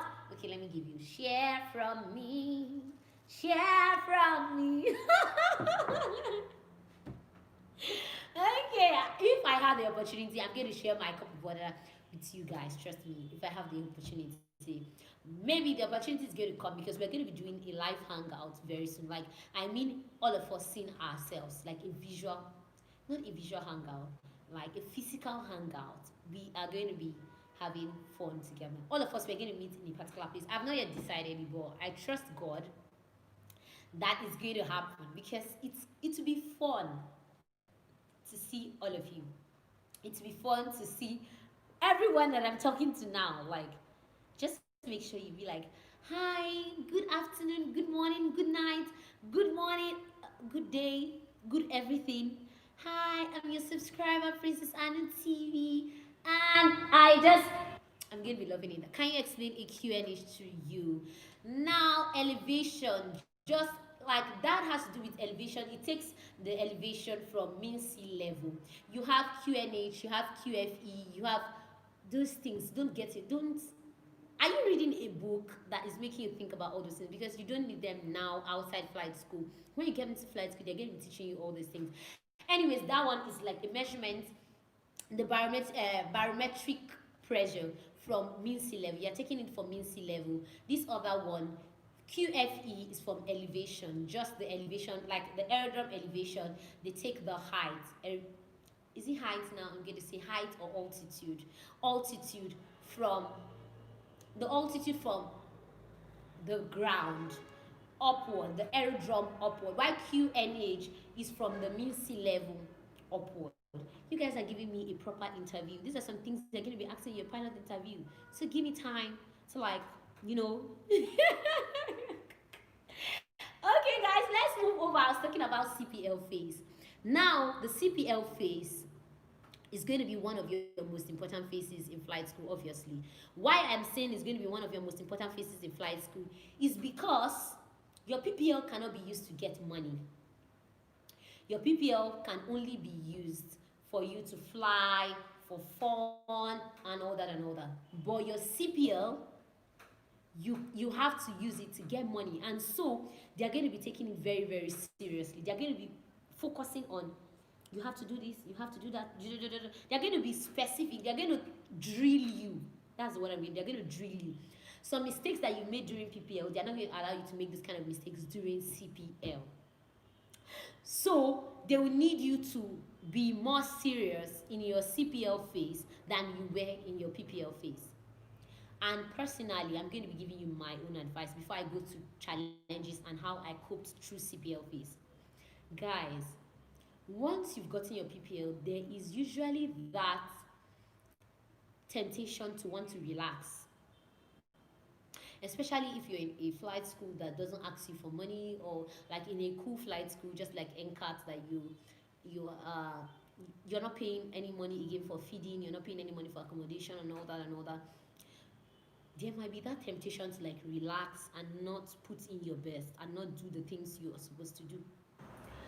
But if you have it at the back of your mind that you have a goal, you have an aspiration, this is where you want to get to, this is how far you want to do in your flight training, you are going to be serious.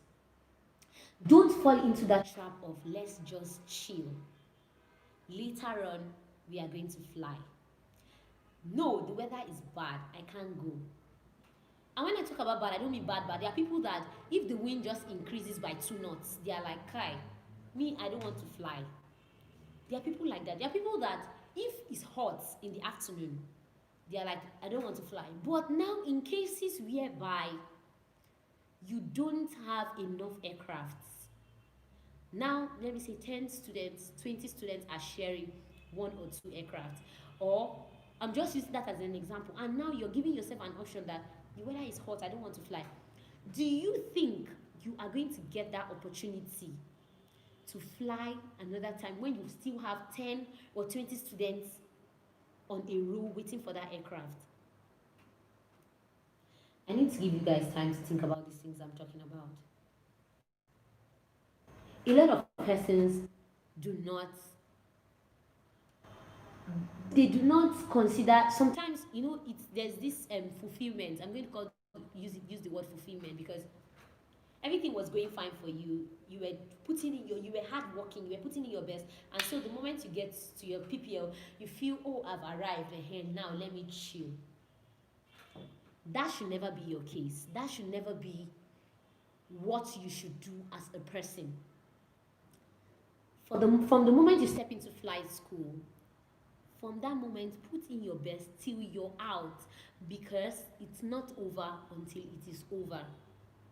For instance, now this issue of this holiday had to come up, that all of us, we are at home and we don't know what next and what next, though school is going to be resuming soon anyways, but we don't know what next is going to happen even when school resumes.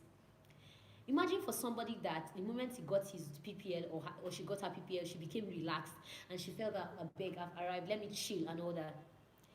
You can see that 3 months of our time or 4 months of our time has already been taken away by the situation around. And if the person, now what they are going to be telling themselves is, if I had known, I would have put my effort and my strength into doing this particular thing. That's what they're going to be telling themselves now. If I had known. And you don't want to fall into a time of regret. You don't want to fall into a time of telling yourself that, I wish I had known, no. I wish I had known, no. I wish I had done this. So now, that's by the way. Anyway, I just thought I should drop that. Why I thought I should drop that is because I see a lot of persons making this mistake. When even in flight, so I'm saying where I am currently, and I know some of them are watching me, because some of my classmates watch my videos, and my junior colleagues, even my senior colleagues, some of them watch my videos, and sometimes I just wonder, they know me, because I don't used to chill. It has to do with flying, and I just want to be there. Not because I always have the energy, but this is why I came to flight school, for goodness sake. I did not come to flight school to come and be looking at somebody's face. I did not come to flight school to come and waste time. We all have targets, we all have places we want to go, we all have aspirations. We have a mindset of a target that we want to get to. And so when you see yourself not getting to that target, you need to put fire under, you know what I want to talk about. Just put fire and make sure you get to that place you want to get to on time, because you never can tell what's going to happen the next minute, the next second, or the next hour. Now, let me talk about challenges. Since the expectation for you as a PPL holder is higher, sometimes some people expect you to fail. Sometimes also, you don't even believe in yourself due to what other persons are telling you.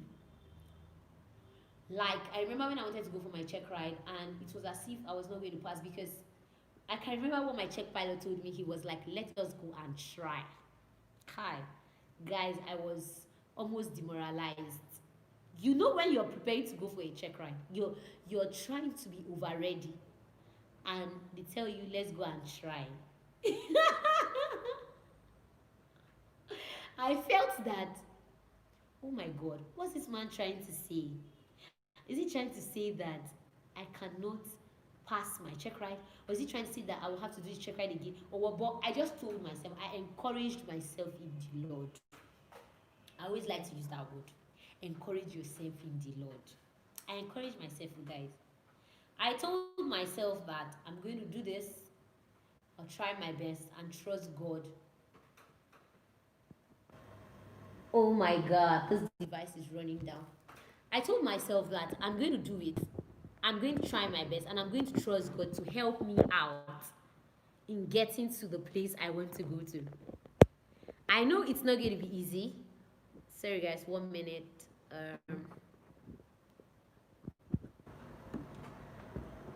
Okay.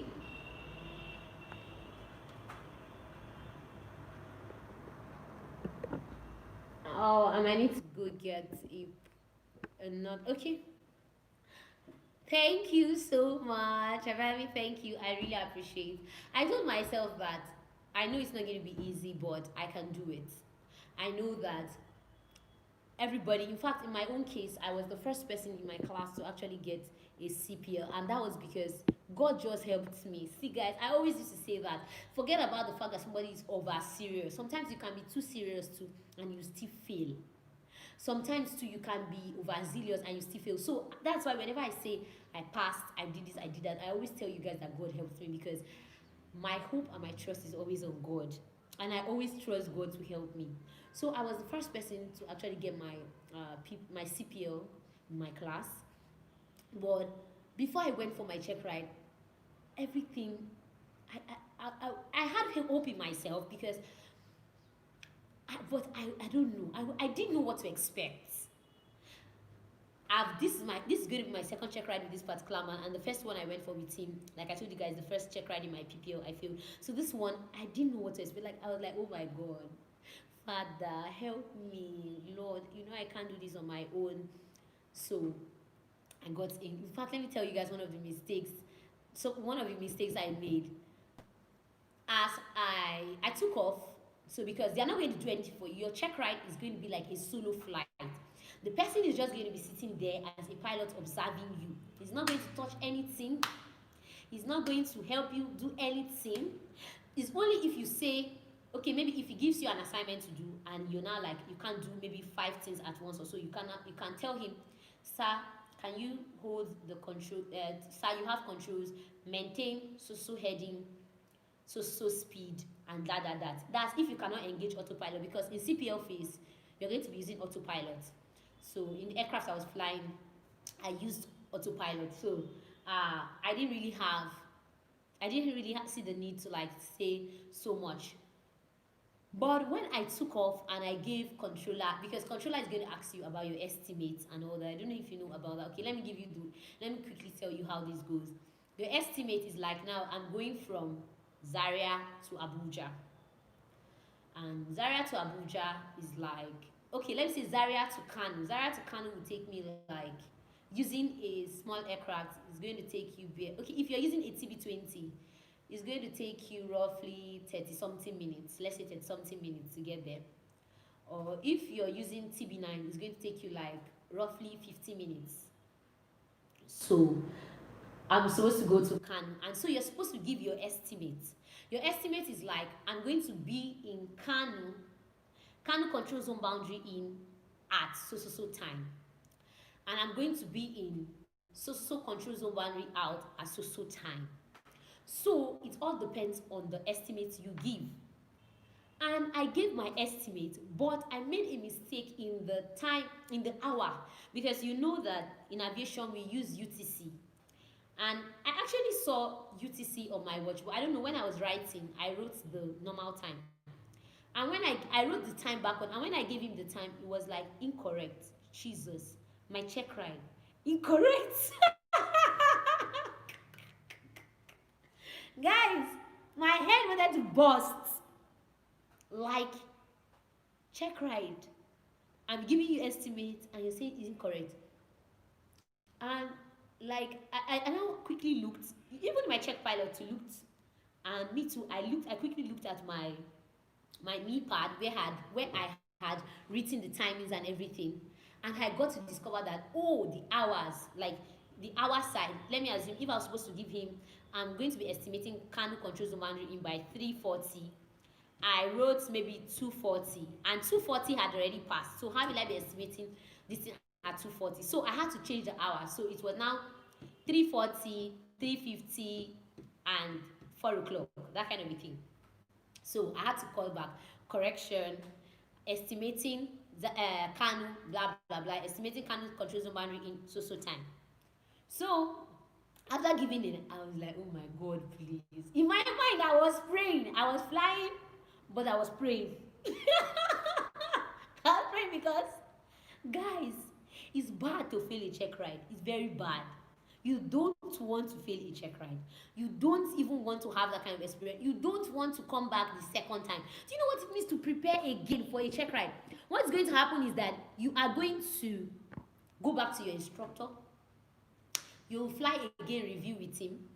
You are likely going to go and do PC again. When you now pass the PC, you now come back again to do the check ride. Guys, it's a long process.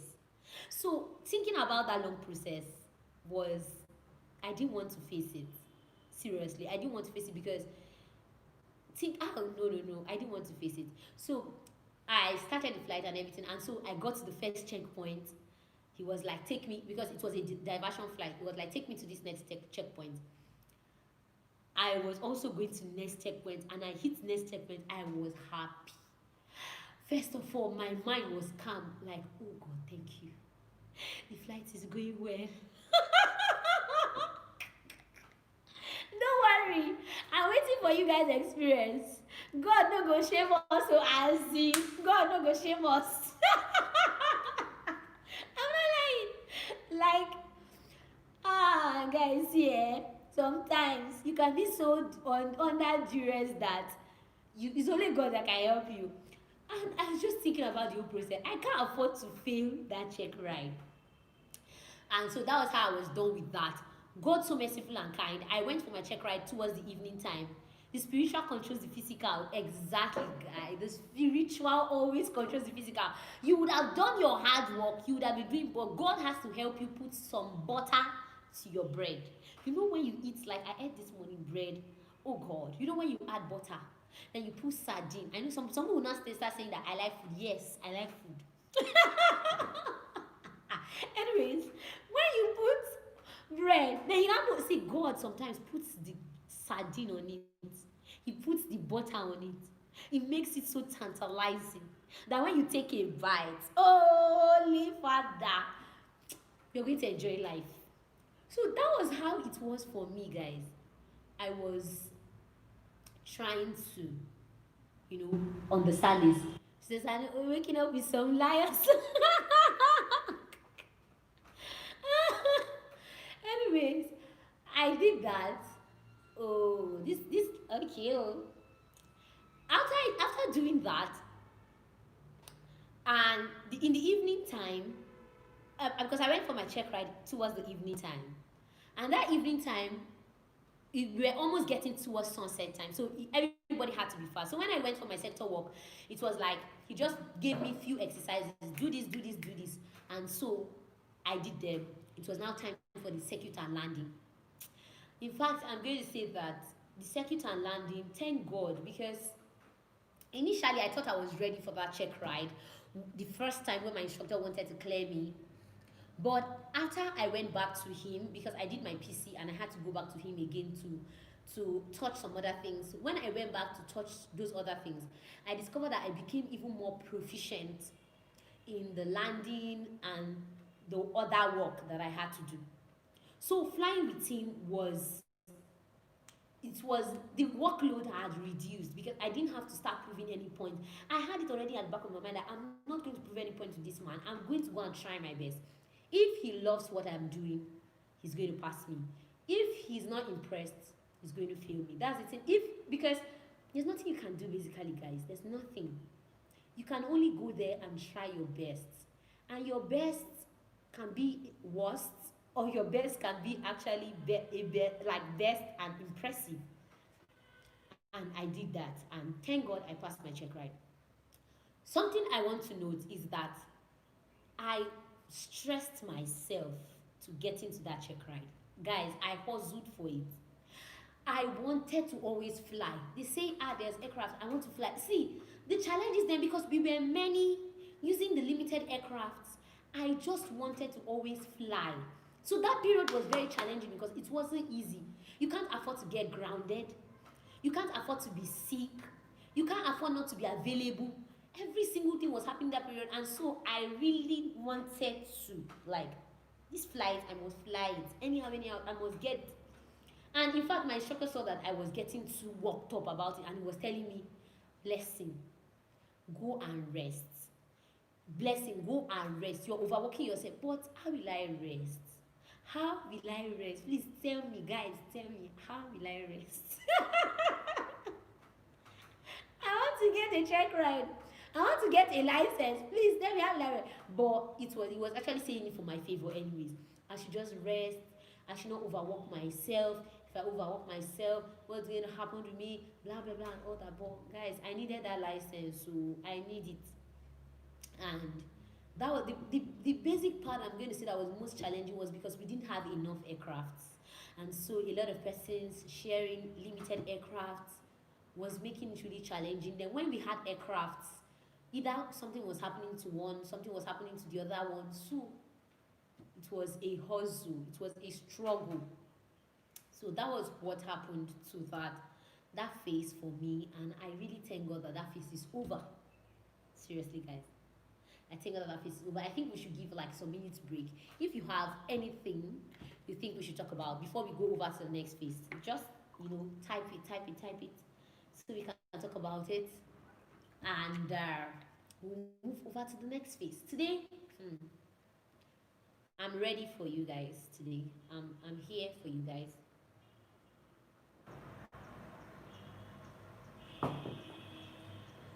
So that's it concerning we just finished the first phase. That's it concerning my I just finished talking about why I chose flying, my motivation, challenges, solo, PPL, CPL. In case you're just joining and you're wondering what's happening, this is Princess Anu-TV. This is me sharing my experience with you guys, telling you guys how flying has been for me, telling you guys how the whole thing. We are going to be going over to the next one. What I hope to achieve. Yeah. What I hope to achieve. Yeah. The thing is that everybody has plans, aspirations, desires, especially when picking up a course in aviation. Were there any challenges you faced as a female student pilot, and how did you go about it? With students, instructors, yeah, let me talk about this. Mentally, emotionally, and all that. Thank you so much, lady. Thank you, Nonya. Thank you for asking this question. Okay, firstly, I'll talk about relating with the guys, relating with my male classmates. That's the first thing. Relating with them was like, that it's not that easy to be. Firstly, when I resumed school, I was the only lady in my class before my roommates came over. But then, I have brothers. I don't have a sister, so you guys like Noye, my sister, Karen Ruth, my sister, at least on the channel and all that, and we are together now. So I don't have like a biological sister and all that, but I have brothers, so I've always learned to how to relate with, talk with guys and all that. So I didn't have a issue with relating with them. In fact, I remember when one person was like, somebody said, this one blessing is like free talking and all these things like what's up and all that. But it was easy for me because I had grown up with guys and I had friends, male friends, university, all those things. So I was not timid, shy, all those things in relating with them. So it was easy for me to blend and to get them to, okay, can you explain this thing for me? Okay, can I do this? So blending with them was easy.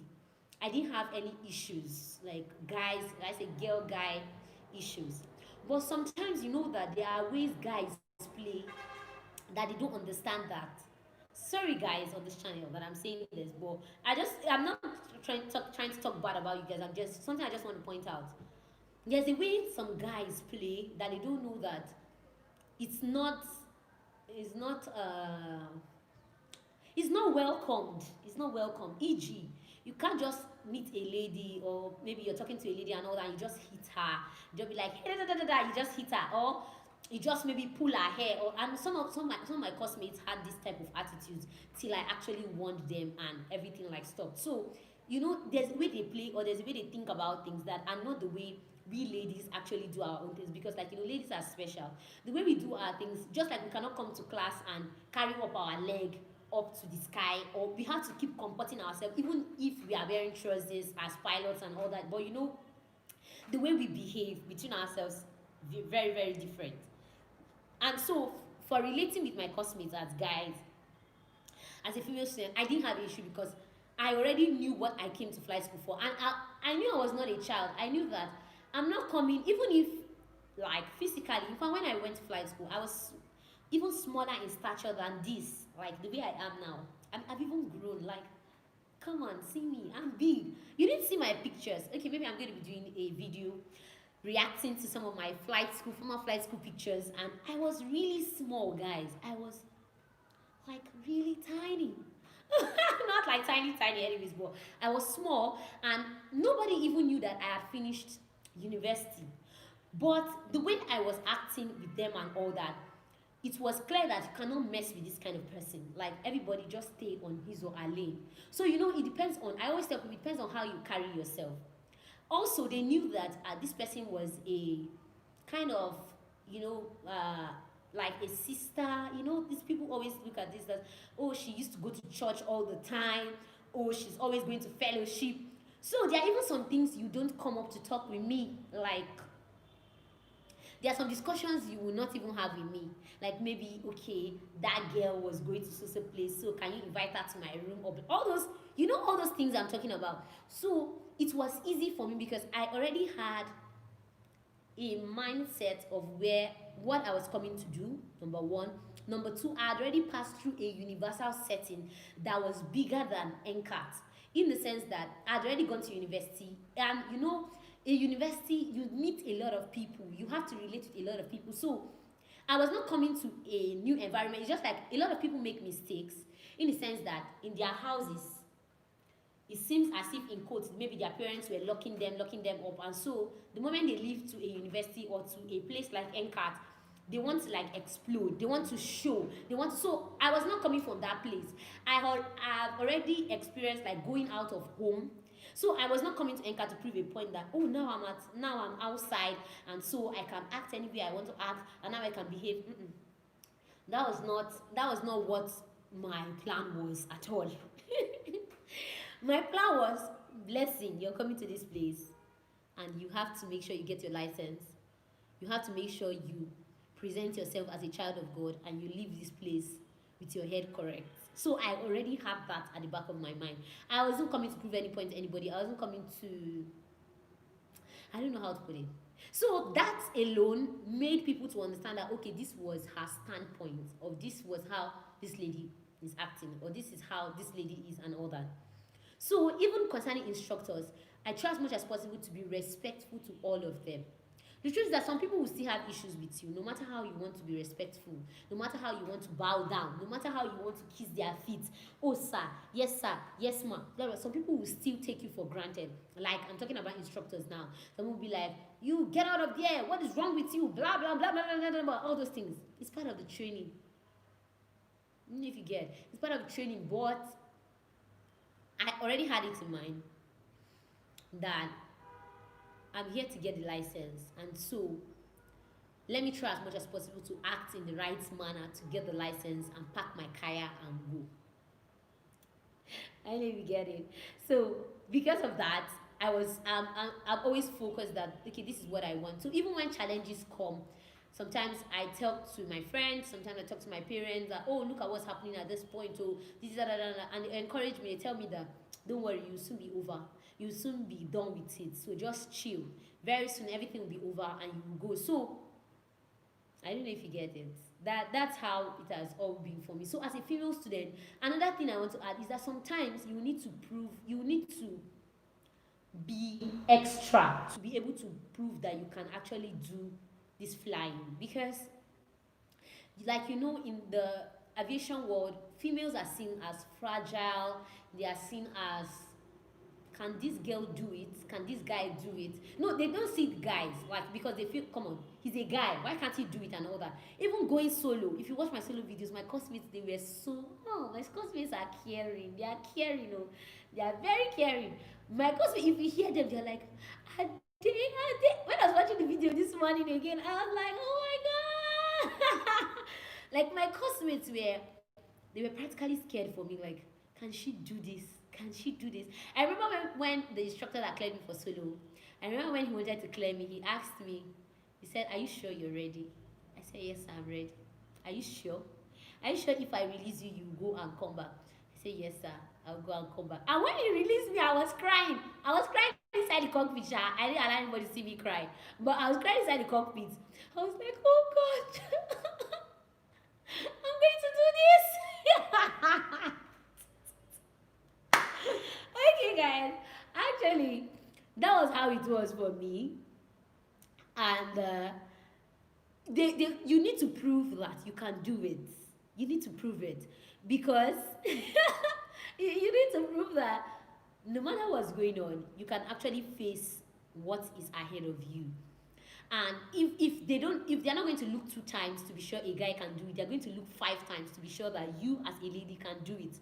Or basically, that's what I've seen. It's because ladies have been seen to cause problems. Like, they are scared, so something will happen, bam, this one is scared, that one is scared. And so if you're coming on board as a lady, you need to be ready, you need to be serious. If you're not serious, it's going to be obvious. Everybody will be like, she's not serious, she doesn't know what she's doing. Just allow her. When she's ready, or she's not ready to stress herself. But they know me that at least I try my best. I want to always be ahead. I want to always be following at least the first 5. Let me be going there with the first 5 to be able to cover up stuff. So no, yeah, that's how it is, oh girly. And mentally, emotionally, you just have to try as much as possible to guard your feelings.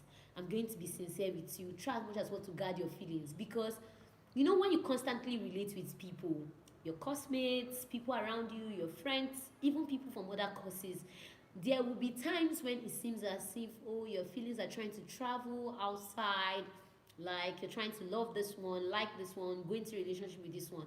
You should know that sometimes when relationships go wrong, it can affect your training. It can bring down, like, you automatically don't want to go to class. You automatically don't feel good about yourself. You automatically don't want to do anything again. Like, you just get down, and it's not easy to like come back except you have actually made up your mind to come back.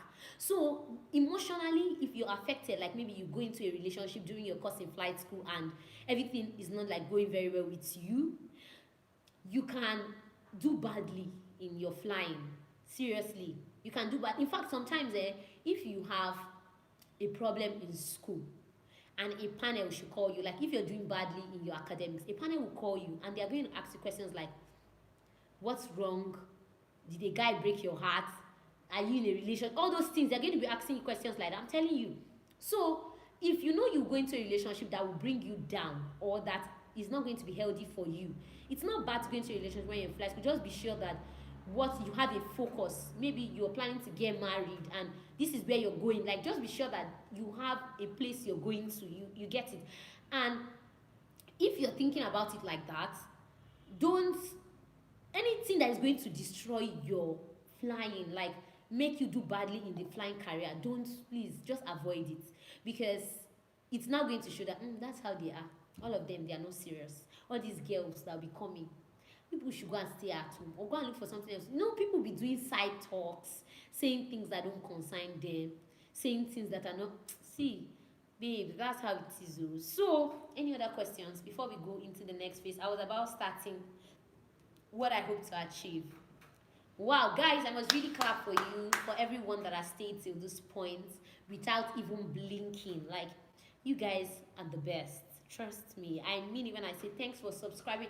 I'm going to still thank you at the end, but I need to thank you from now on for subscribing to the channel, for liking the videos, for always being in the live stream. You guys deserve more than this hand. Come on. I wish I can add my toes, all my toes, all my legs. Thank you so much. So we'll go to the next thing. If you still have any questions, guys, let me know before we start the next phase. Let me know.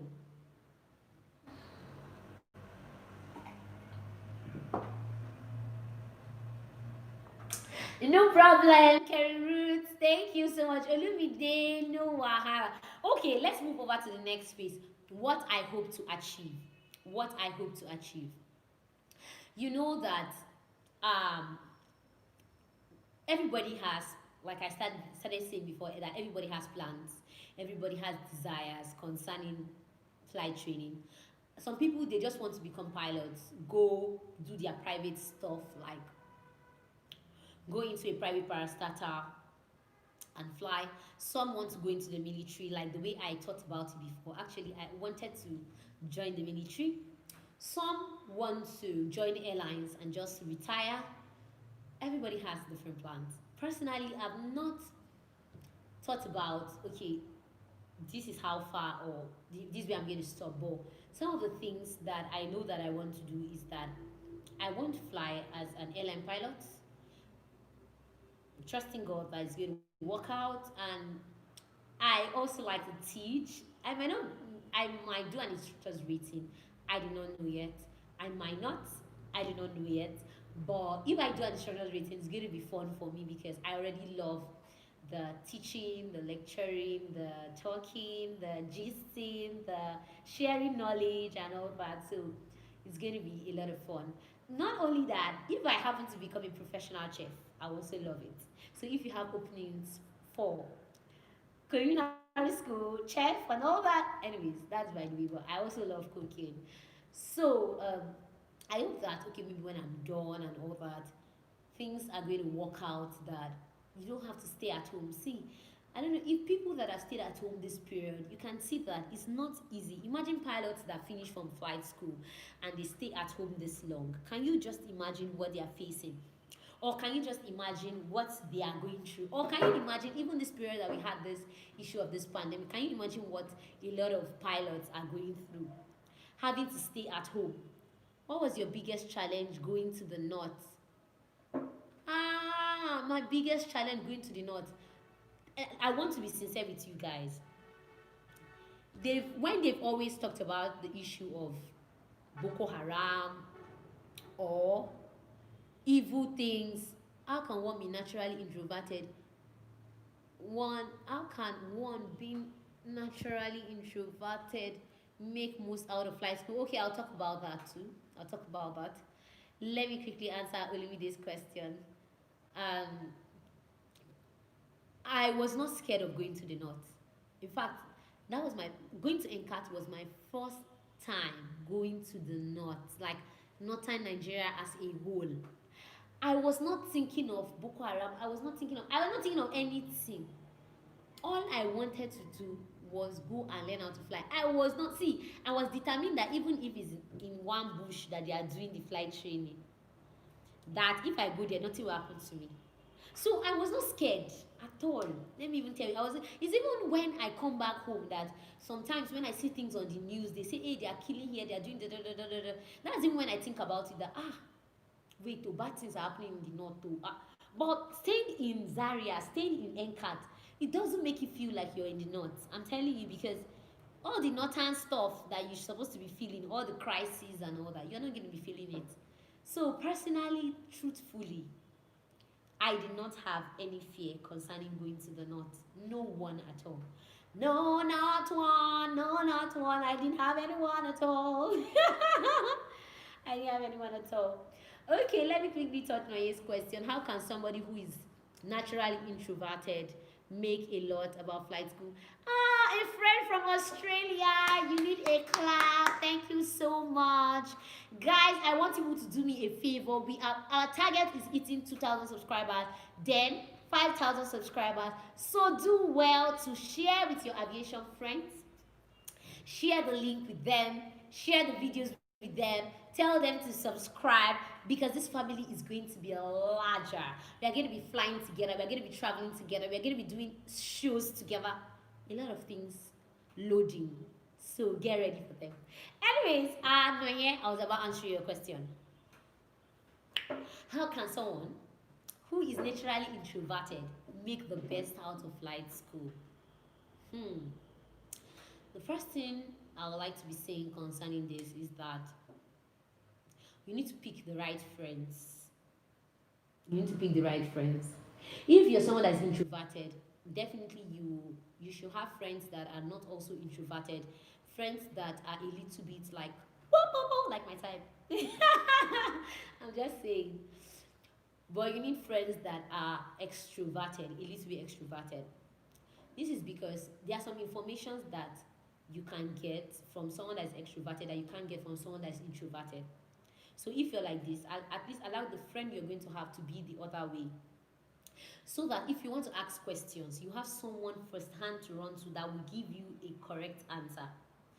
If you have a challenge with flight training, so that you will not stay within yourself and wallow within the troubles of flight school, because flight school has troubles. There are times where me, my roommate, Slim Pilot, you know him, Usman, Sufyan, I'm calling some of my classmates that are close to me, we'll sit down and we talk about flight training. Like, can you imagine? I went to do this and look at what this instructor told me. Like, you need people to rub minds with. So you cannot survive that way just being introvert. You need a friend that is also the extra type, so that you can get all the informations and get a soft landing, so that you can be able, you can see someone to like share your concerns with, you can see someone to like talk with, you can see someone to like tell, this is what has been happening to me, this is the situation I'm facing, this is how I'm trying to find a way through it and all that. But if you don't find a good friend, you might have some issues, because you'll be worried. Like, I know there are some people in flight school that I know about that they are facing issues, but they don't talk. If you don't talk, nobody is going to know. For instance, you had an issue with your instructor and he says he grounds you for 1 week, and you don't have anybody to go with you to go and beg to say, okay, can we talk to you? Maybe we should send him a message. Or somebody that can suggest to you that, don't you think you should send him a message? Don't you think you should call him? Don't you think we should even go and see him? Don't you think, you know, that you need people that are also outgoing, that can give you nice suggestions, that can tell you things that you actually supposed to know. That's number one I'll have for you. Please get, if you're an introvert, get a friend that is an extrovert when you come to flight school. Number two is that you can't be an introvert all the time, because people will feel that, let's even forget about what people feel. There are sometimes you have to fight for your own self. You have to fight for what you want. Like, if you're in a place like NCAT, there are times where, funny enough, I just have to say, there are times where we actually drag for to be on the program. Like, there are times where we are like, please put me on the program, please. I've been sitting, I did not fly last week, I did not fly this week, I've not flown since 2 weeks ago. All those kind of things. There are times where we do that. And if you're the kind of person that you're always not talking, you're always sitting in the background, nobody's going to remember that you've not flown for 2 weeks. Nobody is going to remember to put you on the program. So you need to get to a point where you have to fight for yourself. You need to get to a point where you have to talk for yourself. You need to get to a point where you have to what am I going to use?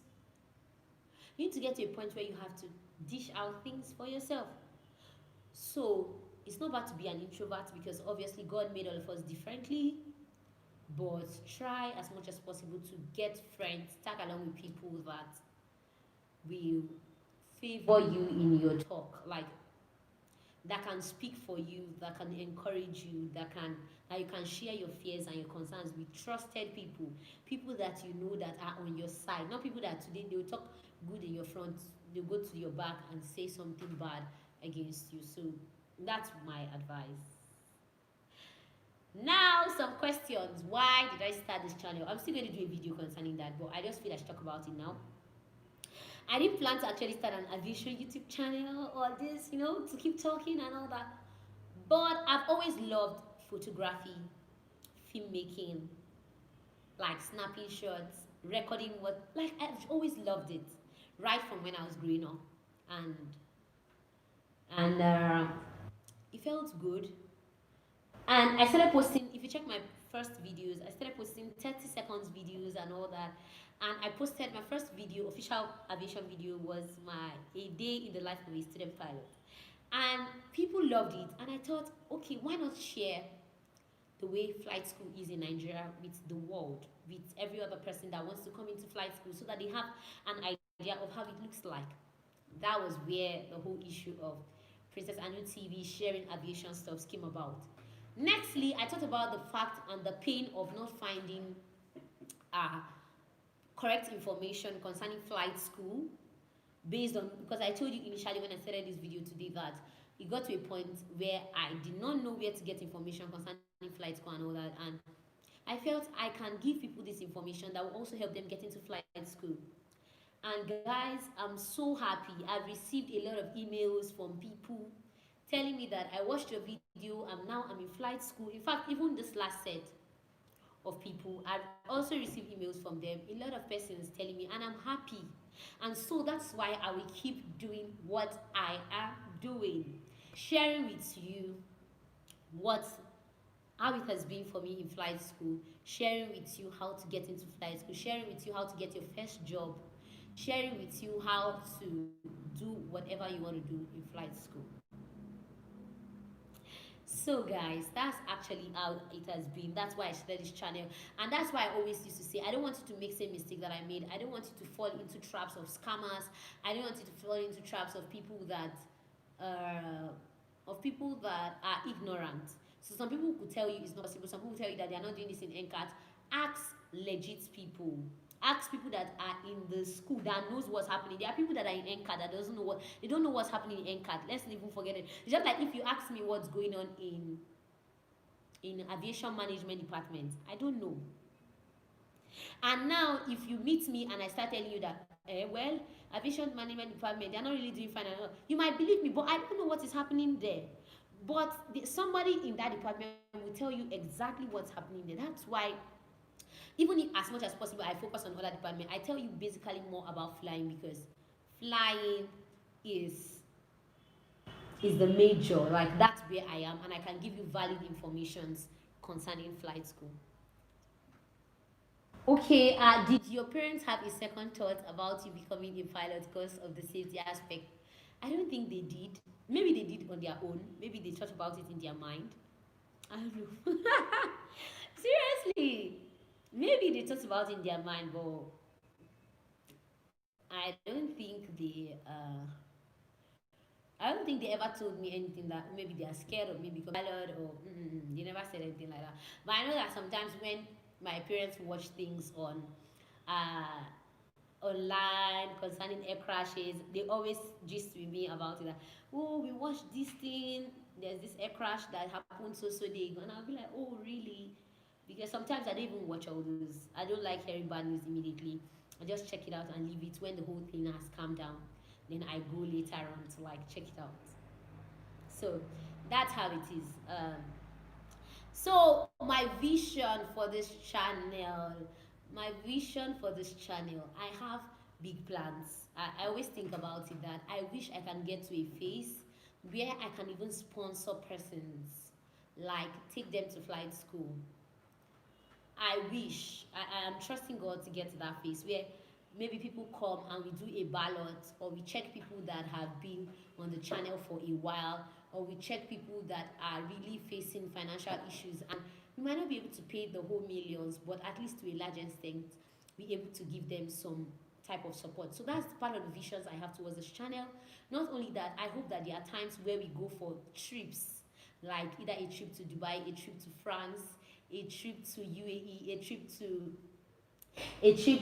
Australia, a trip to we are the nice places that I know, even a trip to South Africa, a trip to any place around, a trip to Kenya, to like as a family, like Princess Anu TV family, we all go have either a 3 days trip and we come back, all expense paid trip. You know, that kind of a thing. These are some of the things I think about when I think about Princess Anu TV, and I think about how far we are going. So that's it. The next, what I have. Okay. I have some little motivations for you guys here. Welcome. I can see more persons are joining. If you're new here, consider subscribing. Our next goal is to hit 2,000 subscribers. Next 5,000 subscribers, and we'll keep going. Anyway, subscribe. Okay, I'm going to be talking about some of the motivations I have for you guys. But if you have any aviation questions for today, let me know. Okay, I just want to be sure about treating the major aspects of today's talk. Okay, I'm going to start from some of the motivations or some of the things I thought I will tell you guys today. And if you check from the beginning, I didn't really want to talk about the scholarship stuff in the beginning, but I had to talk about it. And there's an addition that I wanted to leave before it skipped my mind. When you receive your scholarship letter or when you receive your scholarship funds, don't fail to go for appreciation. Don't fail to go tell them thank you, because you were privileged to be among the persons to be sponsored. Don't fail to talk good about them, because they've passed through stress denying other persons to give just you a scholarship, and they deserve an accolade for that. That's something I thought I should talk about when I was talking about scholarship stuff in the beginning, but thank God I didn't miss it out. Now, another thing I want to tell you is that anybody that tells you that flight training is going to be easy is lying. Bam. Let me tell you about now. Anybody that says anywhere that flight training will be easy, don't worry, you'll get through it, all those things and all that, that person is lying. You actually get through it, but flight training is a bit difficult and you have to push. There are times you get really discouraged, like very, very discouraged, that you don't even want to do again. You just want to go and sleep and say you come back in like 2 months or 3 months to finish your training. But it's the encouragement that you've given yourself, it's the encouragement or where you've put yourself that is going to keep you going. What am I trying to say? Keep pushing. When it seems things are not working during your course of flight training, don't burn out. Don't neglect the signs. Accept that things are not working out now and you need to brace up. Accept that things might not be going well, but you need God's grace to be able to energize yourself. And when you do that, try as much as possible to continue. Don't stop. I've said it before, it's not worth it to stop at a PPL. If you've desired that it's only PPL you want to have, it's a different case. But if you've made up your mind that you want to get to becoming a professional pilot, a professional airline pilot, that means you have to get to your CPL phase. So no matter how hard it becomes, don't stop. Keep pushing. Because it's only somebody that gets to the end that receives the crown.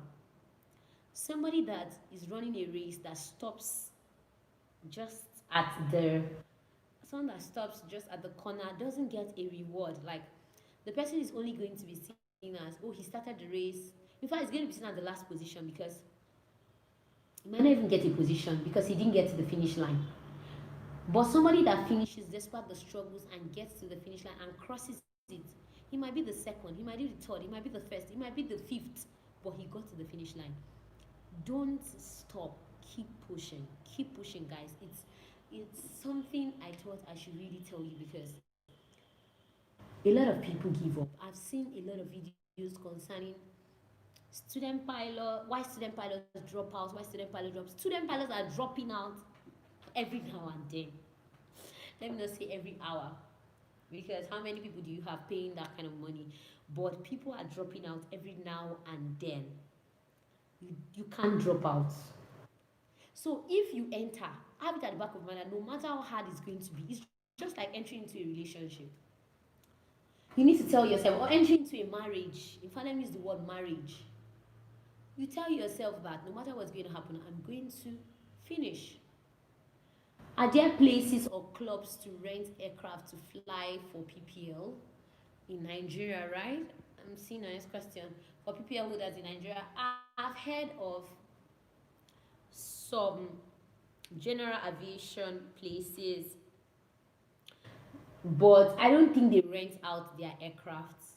The only place I know that rents out aircrafts is I know NCAT can give you the aircraft, you pay and you fly. That's to build hours. But I don't think there's any place in Nigeria that rents out aircraft. Glory Zuta, welcome. Hi. You're new here. That's nice seeing you. Don't forget to subscribe and give a thumbs up to this video. Very, very important. I don't think basically I don't think there's any place in Nigeria, or to the best of my knowledge, I don't think there's any place that rents out aircraft to PPL holders. I don't think so. Majority of the airlines will only give you to majority of the companies will only you can only fly with their pilots, that kind of a thing. And NCAT you can also fly to build hours. That's all you can do. But renting out aircraft, I don't think there's any place in Nigeria that actually rents out aircrafts. Innocent, would you make a video about Zaria when you are through with your training? What do you want me to, what in particular would you like to know about Zaria? Actually, our video, I'm planning to, let me even write it down. Oh my god, my pen has skipped. I'm planning to actually make a video concerning best places you can visit in Zaria when you come like as a student pilot, so that it doesn't get too boring for you. Okay, I want to quickly write that down so that I do not forget.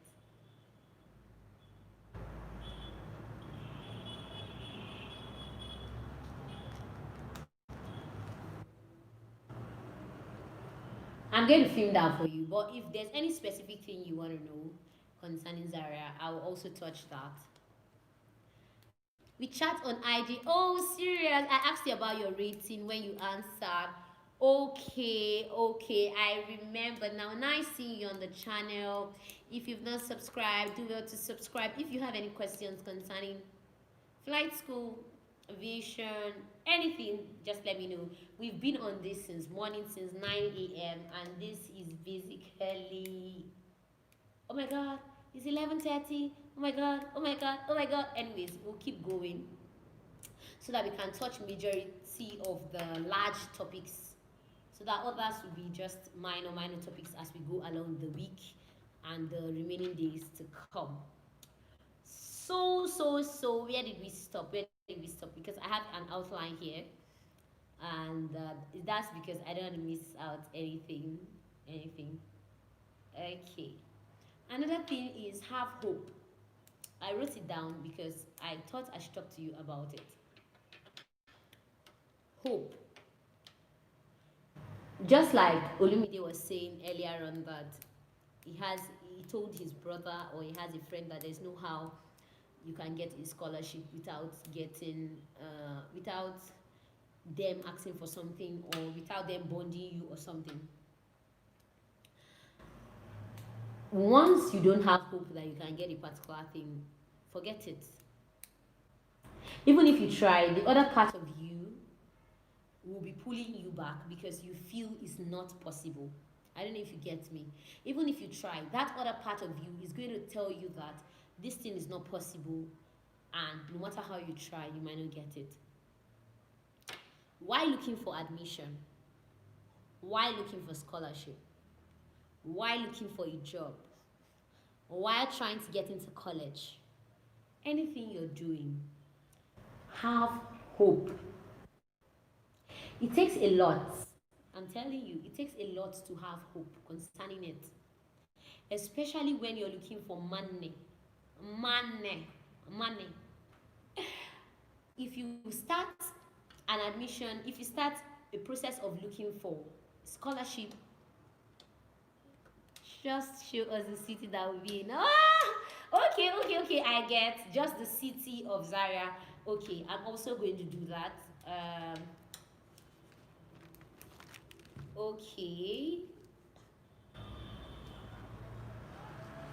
Okay, Zaria City, no problems.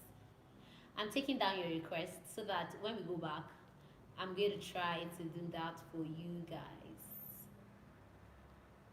So anybody that has any request, just put it. I'm going to be nailing it here. Then I will try as much as possible to deliver. Okay, I was talking about hope. Do you sense that when somebody is discouraged about a particular thing, you sense it in their voice, you sense it in their words, you sense it in the way they behave. Good luck, Ikeju. Welcome.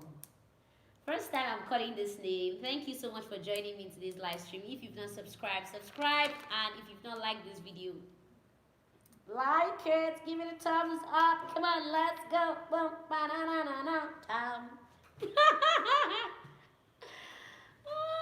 oh my god, like you guys are the best. Okay, let's continue.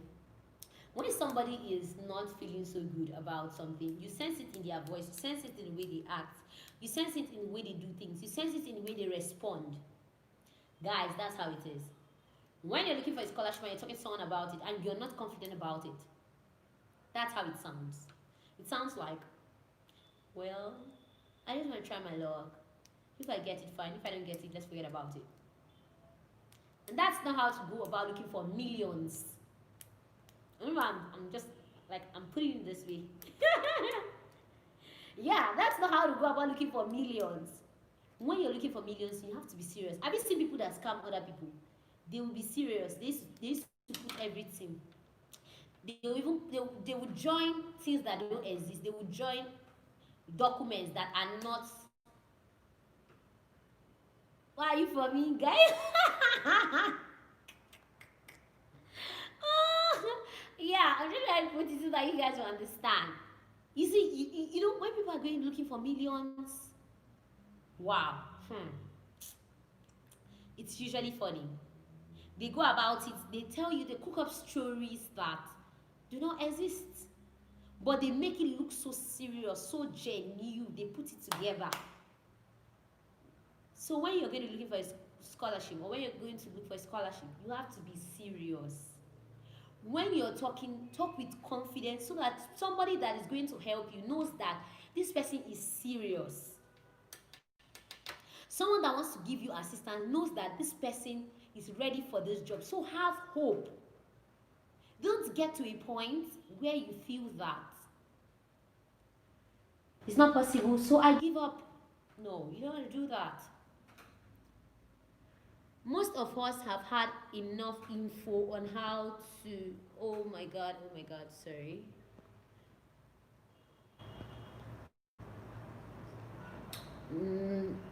Okay, most of us have had enough info on how to enter the flight school. Right now we are striving for funds on how to enter.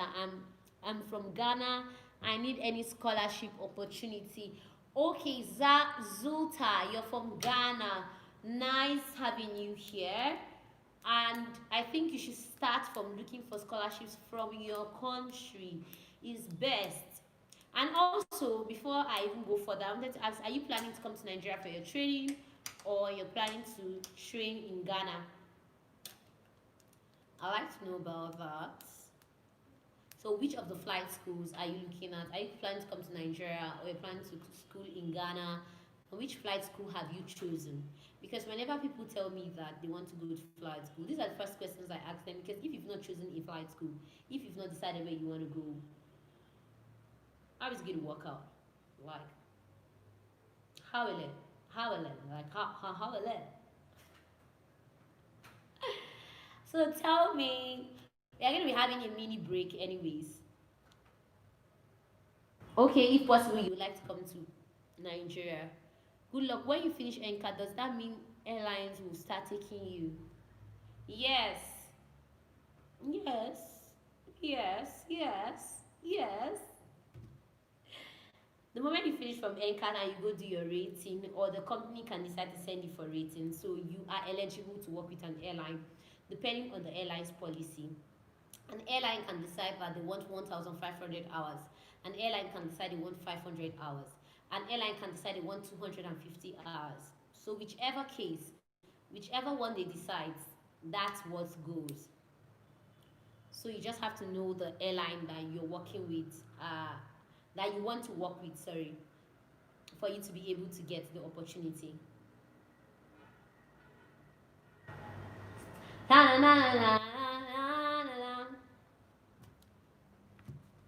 So guys, if you still have questions, so that we can keep going.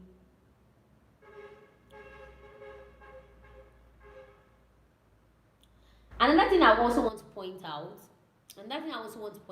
is some people are waiting for things to be perfect before they start. Mrs. Perfection, Mr. Perfection. Some people are ready. They know they are ready to enter flight school, but they just want to wait for the perfect time. And this is what I want to let you know concerning waiting for the perfect time. Sometimes, in quote, there is no perfect time. This is what I mean. If you say you're 22 years or 23 years or so, thank you, I appreciate. If you say don't forget Zola, share with your friends that also want to come to NCAT, share with your aviation lovers, tell them they are welcome to the channel. We are here to accept them for every time. Trust me, we are accepting them. Newcomers, we are accepting them. Okay. Some airlines even employ due to age restriction. Like they can say they want people from less than 25 years, less than 26 years, less than 30 years. Have you not seen all those employments? They'll tell you that they're not taking anybody that is more than so amount of years. So if you're waiting for the perfect time, you might get old. You might increase in age, and now when it's time to enter the airlines, you might no longer be eligible. So if you're in a position currently where you are thinking about it, telling yourself that you want to do this, you want to do that before you enter into flight school, don't worry, later it's going to happen, don't worry, that you might no longer be eligible when it's time to get a good job, because the airlines have requirements, and they will now make a requirement telling you that before you can join their company, you have to be so amount of years, and you might have passed the age. So guys, hope I'm communicating what you need to hear, because it's not about what you want to hear now. These are what you need to hear. These are what you need to consider. Very important. Very, very, very important.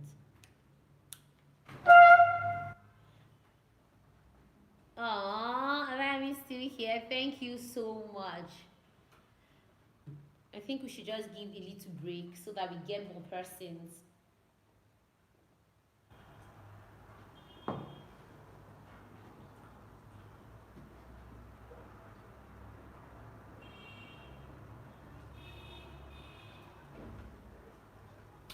Okay, how does the PPL go? The first thing is that good luck. Okay, what country are you in? Nigeria or you're in Ghana too? Let me know. Let me know before I start my gist, because that will require a lot of other things so that I can talk about maybe an international student or so and all that.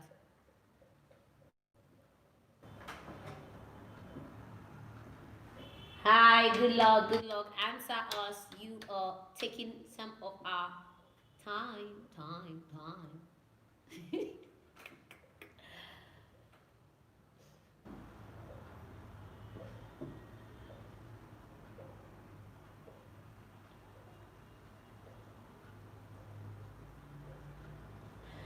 Good luck. Are you in Nigeria or you're in Ghana? Okay. Oh, he's in Ivory Coast. He's in Ivory Coast. Okay, that's cool. That's cool. Now, before you can get a PPL license, I don't know if you have flight schools. Are there flight schools in Ivory Coast? You can just tell us. Let's know if you guys have flight schools in Ivory Coast. But if not, this is how it is. Before you can actually get a PPL license, you need to at least have gotten an SPL, and the school will help you get an SPL. An SPL is a student pilot license, and that's the license you're going to use to train before you can get your PPL license. And not only that, your medicals has to be current, so you have to go to an aviation medical examiner, and that aviation medical examiner is going to examine you to make sure that you are fit to fly. After that, you're going to do evaluation exams depending on where you want to do your flight training. There are places that you don't need to do any evaluation exams. And so because you don't need to do any evaluation exams, you just enter fully. But there are places you really need to do the evaluation exams. E.g., a place like my school, you need to do an evaluation exams before you enter. Then when you enter, you start your training.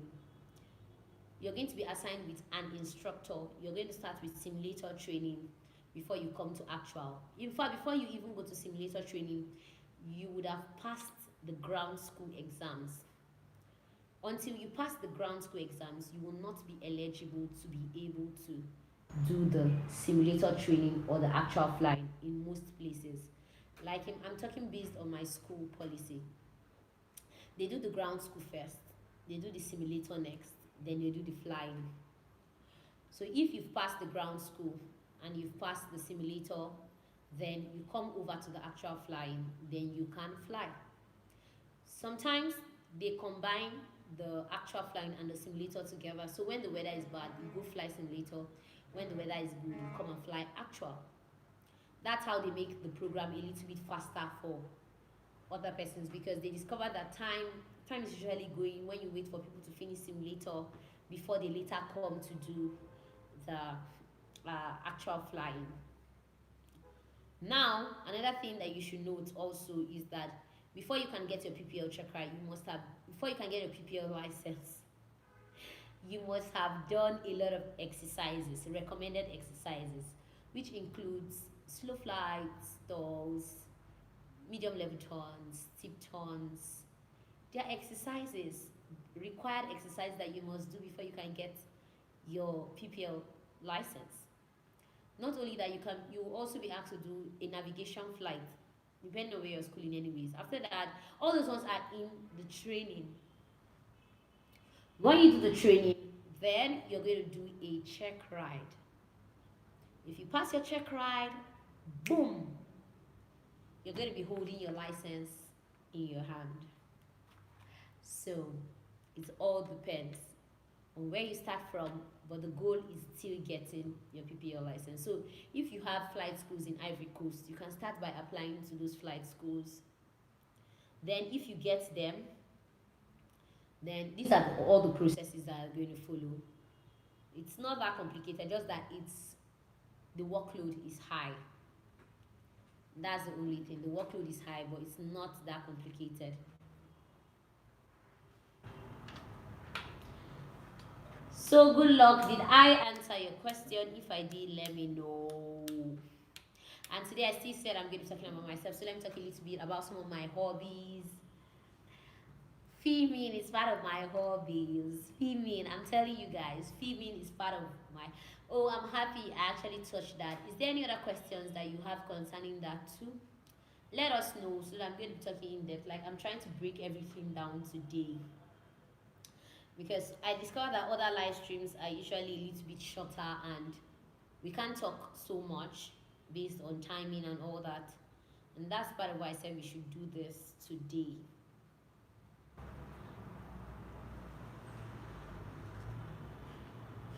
I can see more persons are joining. If you've not subscribed, subscribe. We are talking about flight school questions, answering questions. I'm talking about my life as an aviator also. I'm talking about how to survive in flight school. I'm still going to talk about that at the end of this video. How to survive NCAT. How to survive. Okay. So I'll just give some minutes before I go over to the other parts that I think we should talk about.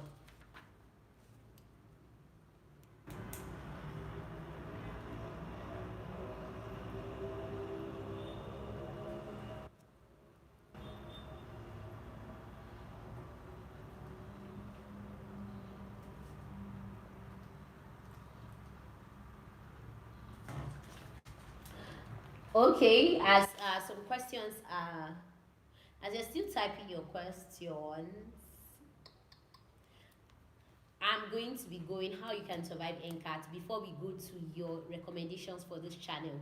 I want you to be thinking about that before I get there.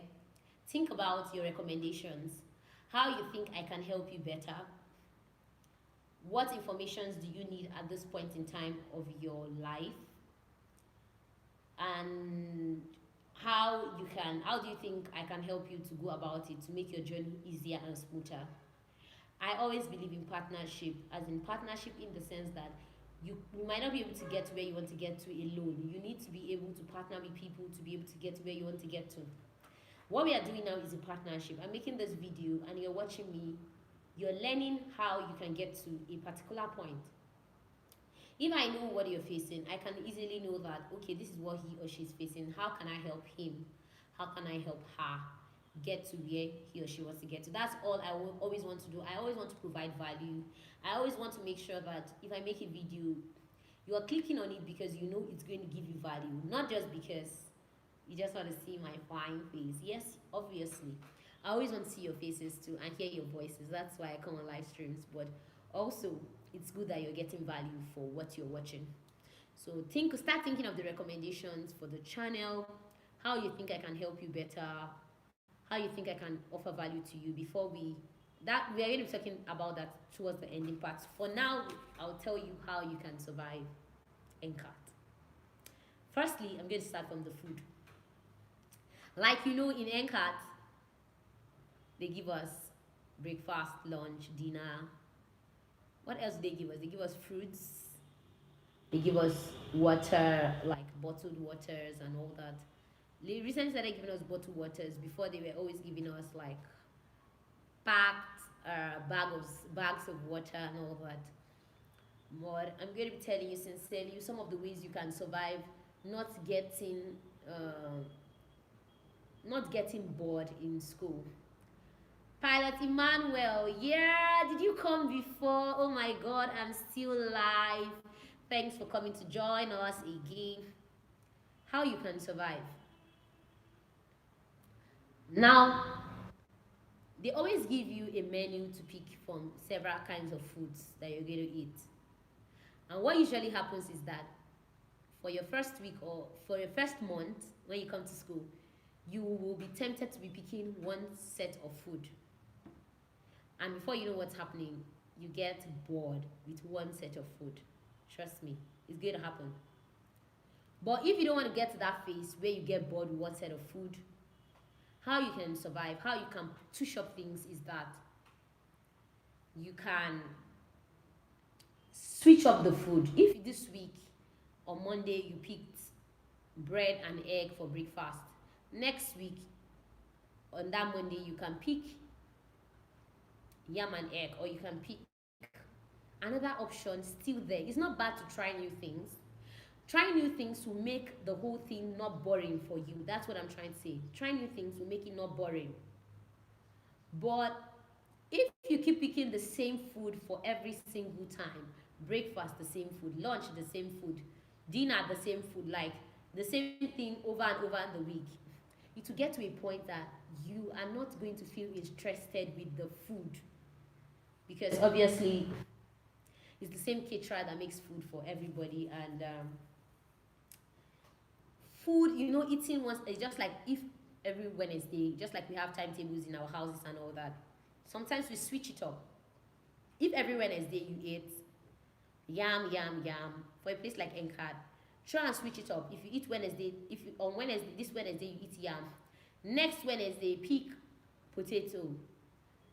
They always put it in your options there. There are usually 3 options for food. Breakfast has like 3 options. Lunch has 3 options. Dinner has 3 options for every single day. Now, I'm not talking about just Monday. I'm not talking about just Tuesday. I'm not talking about just Wednesday. Every single day of the week usually has about 3 options for you to pick from. And it's very important that you switch up your meals so that you don't get bored. So that it doesn't get like now, eating NCAT food or eating Malima food. Malima is actually the caterer that cooks for us as at presently like in NCAT, and every time you eat Malima, it gets to a time you get bored. You don't want to eat Malima again. In fact, breakfast can even go and you don't care. Like you just stay in your room and you don't want to eat anything. But if you switch it up, it's going to help you survive, catch up faster, or survive better while your cost of staying in flight school. That's one thing I want to talk about. Now, next thing, hostel. hostel. I just remembered one. Let me write it down so that I don't forget.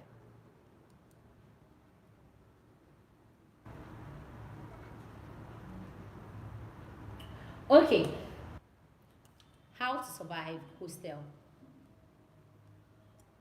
The guys' hostel is usually different from the girls' hostel, and so the way they maneuver with their things are different. And this is what I mean. The guys' hostel is that they stay one per room, and so obviously they don't have any disturbances and all that and all that. For the female hostel, you stay two per room as student pilots, anyways, and it's always best.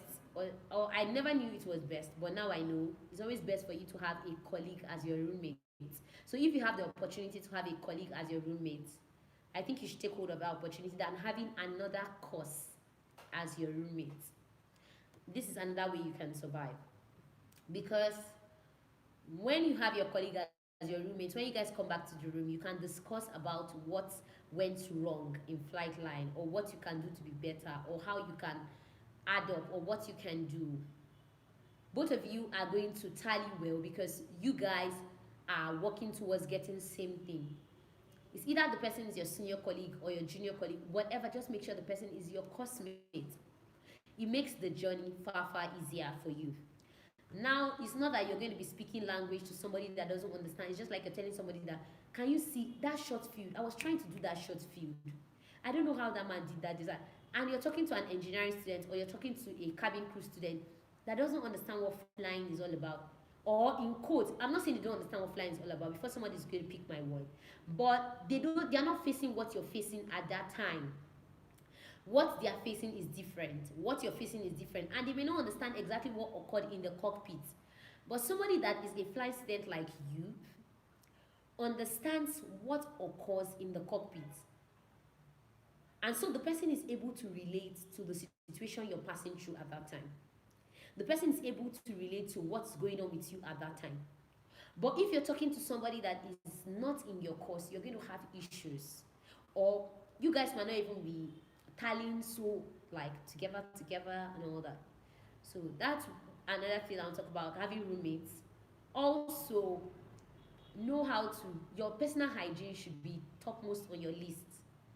Because obviously you know that your medicals is everything. When you don't have your medicals, there's no flying. No medicals, no flight. No medicals, no flight.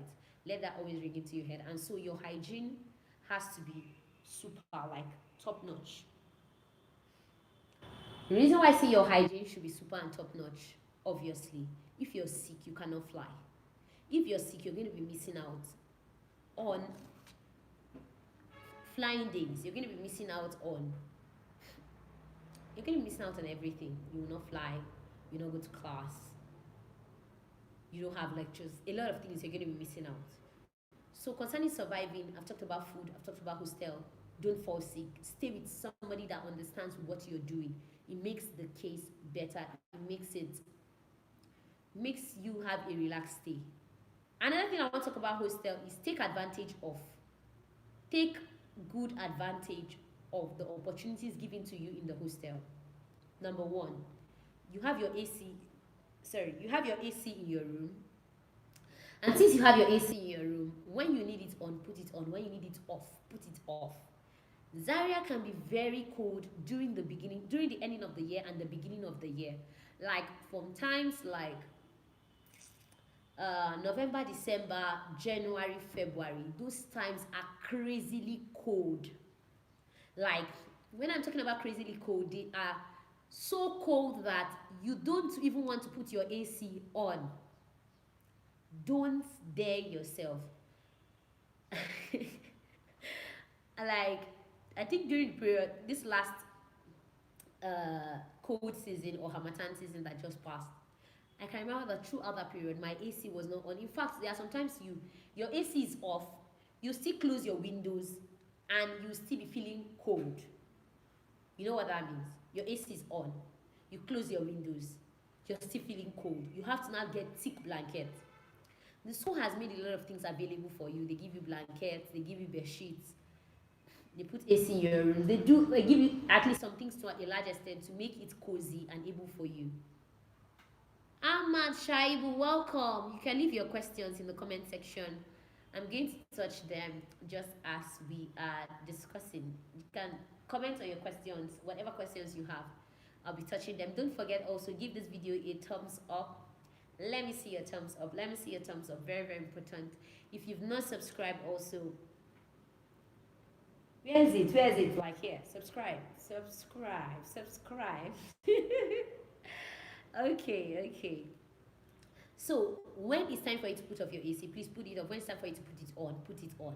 Also, if you have issues in your room, we are on the topic of how to survive NCAT. So in case you're just joining us and you don't know what we're discussing about, that's what I'm talking about.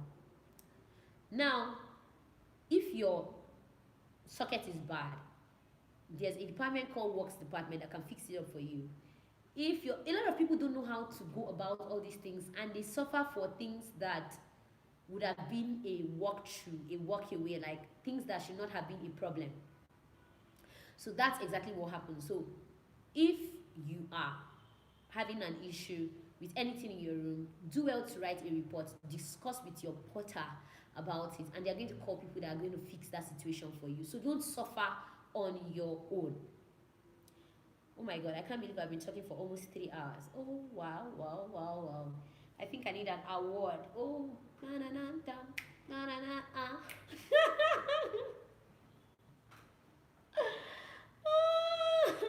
Okay, guys, I stopped at our hostel. Please don't suffer on your own. Talk to your porter. Make sure that your porter gives you advice on what you can do, and they're going to call somebody to come and fix up whatever issue that you're having in your room or in your place. Okay. So I'm waiting for your question before I go over to the other thing, which is waking up early, how to survive in NCAT, waking up early. Yeah, like you guys, in fact, this is it. It's a clap. Thank you so much. So before it gets to lunchtime, because very soon it's going to be getting to lunchtime, a lot of you will have to be eating and all that, so I understand. So let's go over, before he asks this question, let's go over to talking about waking up early. Why is it that NCAT pilots don't get employed? Well, that's what you think, or that's all. I don't know. I'm going to use the word that's what you think. Why I say that's what you think is because don't think because somebody came to NCAT, the person is as zealous or the person has the funds as every other person, maybe people that went to the US and all that. Now, let me give you guys a little bit of how I think the equation works before we talk about this last tip concerning waking up early. If a parent had enough funds to actually send the child to a school in the US or a school in the Britain or a school in, let me say, Emirates Flight School, do you think that parent is not going to have enough money to send the person for a type rating or make the person to get an instructor's rating? I want you to think about it. I want to give, you asked me a question, I should give you some reasons, and I want us to think about it together to be able to solve this equation. A parent that had enough money, hi, Auntie Lucy, like seriously, nice having you here. Thank you so much for joining me. So, I want you to think about it like this. If the person if the parent had the money, over 20 million, 30 million to send the person to a school in the US, and now the child is done, the person will have even much more than that money to send the person for a type rating. A type rating which is about 5 million. One of the issues that people that come to NCAT have, which is random, because obviously you have tried to look for that money to go to NCAT, which is not so expensive, and now you still need almost the same amount of that money to get a type rating. that person or that parent will have to start thinking of how to save up again. I don't know. I need you guys to get the picture, because this is not the first time I'm being asked this question on this channel. I think it's the second time or third time. It's not that these people are not qualified to get jobs. One of the issues is that they don't have the money to be able to finance themselves through the other processes. That's one. Because most of these airlines will tell you that for you to be able to get a job with them, maybe you should pay a certain amount of money. They can tell you pay money for you to be able to be type rated. They will not send you for type rating. And if that student doesn't have that money to pay for type rating, what do you think is going to happen? Obviously, he's going to be at home and he's not going to get the job. But a parent that sends the child to the US, now the child has come back and the child comes and says, Daddy, Mommy, for me to get a job, they say I should pay 5 million so that they can send me for type rating for me to be able to work with this airline. Do you think the parents want the child to stay at home? Because the guy or the parent already has that money to have sent him for the first stage. What you're going to think about is that, oh, we've already started it. Let's just find enough money to send him for the second stage so that he can leave our neck. And so they send the child for type rating and the child gets the job. I don't know if you're getting me. This is actually what happens with people that school in Nigeria. Not because they are not qualified. They are very qualified. And times when NCAT pilots or pilots that school in Nigeria actually are seated with people that I'm talking about seated with interviewers, they always commend them for their knowledge, for their skill, and for the way they do their things.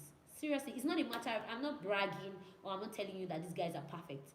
But NCAT does a system that they drill you. They make you know that flying is not easy, and so you have to work your head, your neck, everything to get it. And so when these interviewers see that this person finished from NCAT and the person has an opportunity to be interviewed, to enter into the company, they give them the job. But now, money is still the major issue in this business.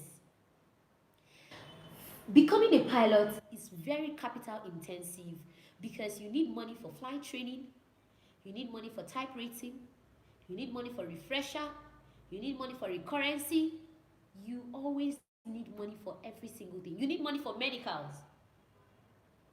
So, it's not that NCAT pilots don't get jobs. You guys are getting it wrong. It's the fact that schooling in Nigeria, you might not have so much money to even go further for a type rating or to even go further for an instructor's rating or to even go further for something else you want to do in your career. So it's about money. It's not about where you schooled or where you are. In fact, that's how the whole thing is. So if you give them money, any NCAT pilot you see staying at home or you feel that the person doesn't have a job, my advice for you is give them money. I'm going to tell you the truth. Give that person 10 million naira or give that person 7 million naira and see if that person is going to stay at home. What the person is going to do with this money is either to get an instructor's rating that will make him qualified to be able to get some hours or build some hours for him to be able to work with an airline, or that person is going to use this money for a type rating, or that person is going to use this money to maybe do something in relation to aviation that will make him get paid. So guys, are we catching up in this whole process? That's why I'm saying that before you even come into flight training, consider the cost. Consider the fact that, do I have a plan? Immediately after flight school, I will need to do this for myself.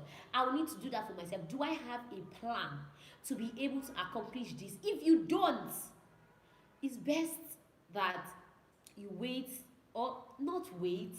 It's better you start reconsidering other options in order for you to be able to train yourself, because it's capital intensive. So when you see people staying at home, it's not because they are not good pilots, or it's not because they don't know what to do, or it's not because they don't have enough money to be able to do this. That's one aspect of it. The second aspect of it is that there are some companies that will also want to sponsor you. But how many of them go look for these companies, like go make the applications, follow them up, decide to contribute something good to them. So Ahmad, are you getting my point? Are you still there? Because I'm answering your question and I'm trying to answer it as sincere as possible, because this is real life here. It's not, it's not a, how will I put it now?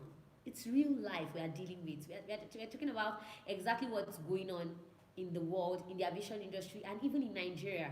How many parents have enough money to take their children even to NCAT, that is the cheapest? Then imagine when they now struggle to get money to take their children to NCAT. How many of them have much, much money to take them to for a type rating? Thank you so much, Shaibu, because it's this is where we are facing. This is the issue we are facing in Nigeria. This is the issue we are facing in the aviation industry in Nigeria, and how a lot of persons cannot cope. In fact, Nigeria is even better. Have you considered some other African flight schools or some other African countries that don't even have flight schools, and these people desire to become pilots and they don't even know how they will go about it because there is no money. There is no money. And that's why I'm saying, if you have the opportunity to join a cadet program, or you have the opportunity to get a sponsorship or a scholarship, hold it tight. Guys, hold it. Hold it, because these opportunities, they don't just come by. They don't. It requires a deliberate effort. It requires you meaning that I'm going to get this thing, I'm going to go for it, and I will hit it, I will meet it, and I will do my best for it. Anyways, I hope you're getting me.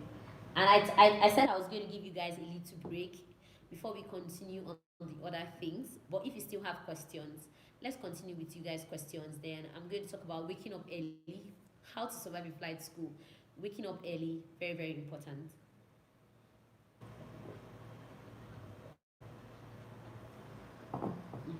So, uh,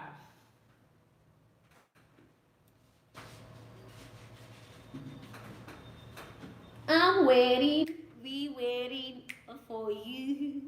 We waiting. Okay, let me talk about waking up early while we wait. Yeah, because I have this outside of flight school. We've talked about food. We've talked about hostel. We've talked about the people.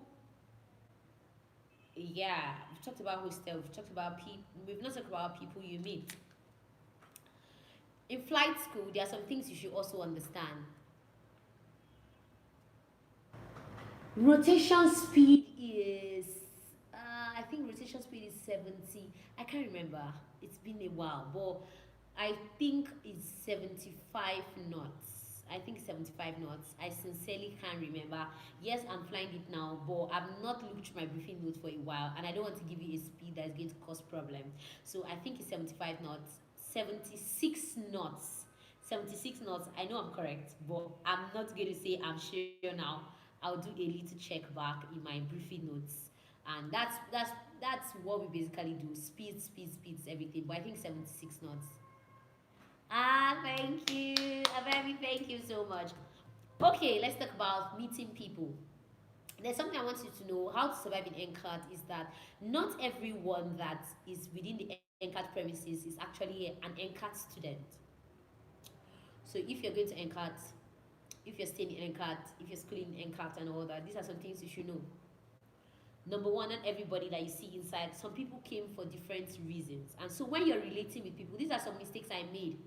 When I see people, I don't feel that, oh, they're NCAT students, and when they call me, sorry, please, can I ask you something? And you go and answer them, and they'll be talking rubbish. They'll be saying things that don't make sense. And I wanna be like, oh my God, why did I even waste my time? Why did I waste my energy? Not everyone that stays, that comes, that you see inside NCAT is actually an NCAT student. Most people came for different businesses, either to ask questions, either to meet an instructor, either to come. Most people come to the gym. Most people do several other things. Guys, I don't cram these speeds. I have them on my checklist, and also if I'm going to fly, before I go to fly, I make sure like I review the speeds. So sincerely, it's been, when last did I fly? 3 months plus. So I don't cram the speeds on my head. I'm very, very sorry to disappoint you about that. But I don't cram the speeds on my head.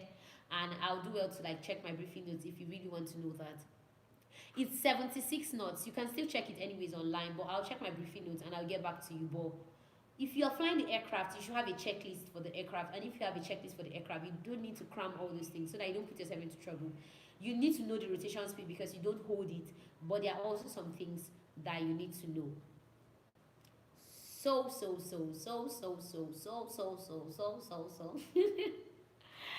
Okay, guys. Let's move over. Now, not only that the people you meet there are not NCAT students and that they are not. There are also some persons, a lot of people. Okay, good luck, you're welcome. There are also a lot of people that are not even flight students. And this is the mistake some of us make. You think you want to relate with like every single person, you don't. How did I get used to ATC? Simulation. I'm going to come back to this. Let me talk about this, how I got used to ATC. Initially, when I came to NCAT, ATC was one of the biggest. I don't know if you're a new flying student or if you're not even an aviator, you will not understand what these pilots say on the radio. You'll just be hearing 1, 2, 2, da da da. It will sound like French. It's going to sound like a very awkward word. But if you're an aviator, you will definitely understand what these people are saying on the radio. That was how it was for me initially when I resumed. So even communicating. Sorry guys for that break. One person is usually the traffic controller, one person is usually the pilot, and so we keep practicing by ourselves. This person answers this other person when the person calls, and the best way you can learn ATC is for you to anticipate their reply. For instance, if I want to call for taxi, good day, Zaria, this is 5 November. I'm going to use my call sign, my Princess Anu-TV call sign. I'm going to use Papa Alpha Tango. So, good day, Zaria, this is Papa Alpha Tango. Requesting engine startup. Let me just say I want to request engine startup. I already anticipate their request, and they're going to be like, cleared engine startup. QNH is 10, let's say 1011. So let's use the word 101. They're going to be like, QNH is 1011. Call ready for taxi. So I already anticipate their response. And so because I'm anticipating their response, I automatically know what they are going to tell me. But if they say anything away from that, I know how to go about it. But it first starts from anticipating the response of the air traffic controller. There are sometimes it will change, but not every time. It doesn't change every single time. So if you call for taxi, you're going to be like, a good day. Oh my god, what's happening? Sorry guys, I want to be sure this device is properly fitted. Okay, you're going to be like, good day Zaria Tower, or good day Kaduna Tower, or whatever. 5 November Papa Alpha Tango, request taxi. What they're going to tell you is clear taxi, runway holding position, maybe 2305 01, whatever the runway marking is. They're going to give you a taxi clearance. And so since they're going to give you a taxi clearance, you might not, or you will not have to, you just automatically anticipate what they're going to tell you. And so you're going to repeat back what they're going to say. You're going to read back what they're going to tell you. So the first thing you have to do is for you to learn what they talk about. How do you get used to that language?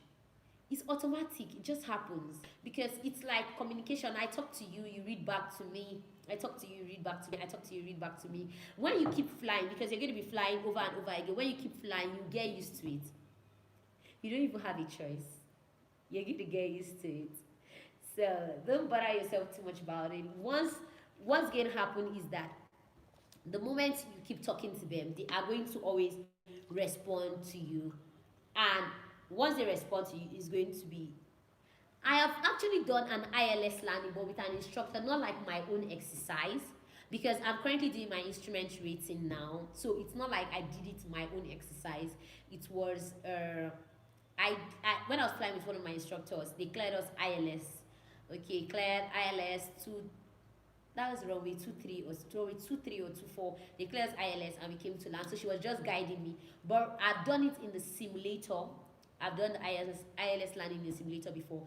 But on my own exercise physically, I haven't done that exercise. Don't worry, we'll soon get our instrument rating and we'll be all with our stage and it's going to be fun. Instrument rating, they always say, is the most difficult part in flight training. Me, I don't even know which one they always say is the most difficult because every phase for me has its own challenges. So when you get to this phase, they'll tell you it's the most difficult. You get to another phase, they'll tell you it's the most difficult. You get to another phase, they'll tell you it's the most difficult. So I really don't know. But for me personally, I think they always, my instructor has told me that instrument is because it's instrument that makes your license make sense. Like it makes the license really make sense. Why is it that you can't get into clouds while flying in VFR? VFR flight is supposed to be a visual flight.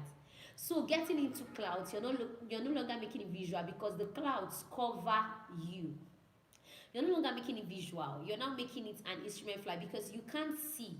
There are times I've actually gone for VFR flights, and before you know, you see a cloud. What the norm is that you're supposed to descend to be below the cloud because you're supposed to be seeing the ground.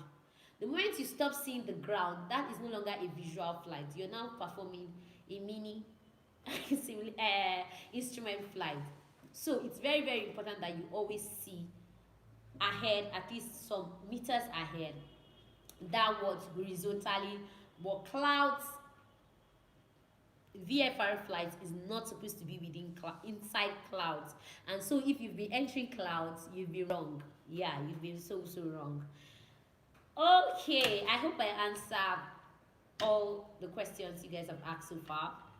If you still have more, keep dishing them. We'll be going. We'll be touching them. We'll be touching again and again. Oh my god. Oh my god. Oh my god. Okay. Now waking up early. If you're kind of person that you've not been so used to waking up early, NCAT is going to teach you that. But there are ways you can survive this. Setting alarms and having a roommate too that wakes up early. Or setting alarms and also the fear of grounding. Because if you come late to flight line, you're going to be grounded. So, have you done your night rating? Yes, I've done my night rating. I talked about my night rating in the beginning part of this video. And you came late. Why? Anyways, I've talked about my night rating. I did my night rating. So, yeah, I've done it. We are going to be talking waking up early.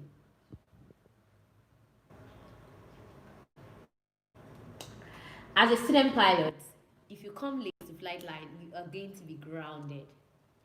And if you don't want to be grounded, you have to make up your mind to always wake up early. You have to make up your mind to always come to flight line as early as possible. And these are ways that you can help yourself in waking up early. One, sleeping early.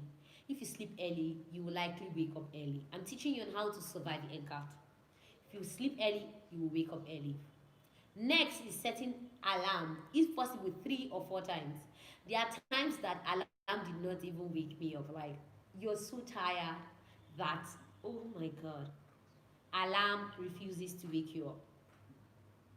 But you have to set at least 2 or 3 alarms. 3, you can have someone that you both go to flight school together, like resuming school together. So somebody can say, okay, that always passes your room to always check up on you, to say, how far that, so that in case you oversleep, this person can serve as a checkmate and say, okay, I've not seen him today, I've not seen her today, where is she, person can call your line, all those things. You need that. These are some of the ways you can survive waking up early, because seriously, it's not funny. Typically, if you've attended a tertiary institution, you should be able to wake up. Yeah, exactly. I agree with you, seriously. But you know, the tertiary institution part is that you have earliest you can have a class should be 7. You can't have a class around 6. But sometimes you can have a flight around 7 and you need to wake up earlier than that, like 6:30 or so, your instructor tells you we are going to be having a flight. Later 7 o'clock, we are going to be taking off. Try as much as possible to get to flight line. Pick up, do the flight plan form, pre-flight the aircraft, all that and all that. Or imagine in the airlines where people have early morning flights, like commercially, people have early morning flights like around 7 or even around 6.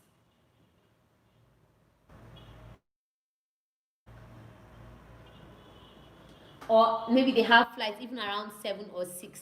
People have to come early. At which angle do you enter the downwind leg? Some say 40, some say 45.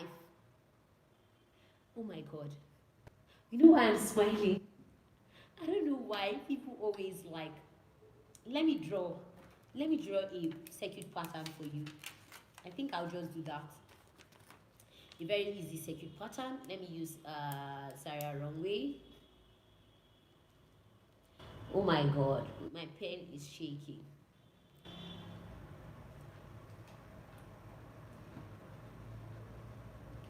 I'm sketching a circuit pattern so that I can just quickly show you something.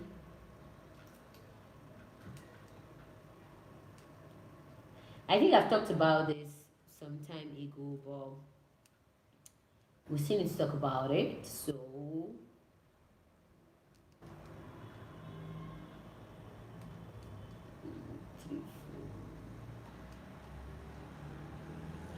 okay. Now a circuit pattern kind of looks like something like this. Oh god, did I get my drawing? Anyways, it kind of looks like something like this. So let me assume you take off here. You take off.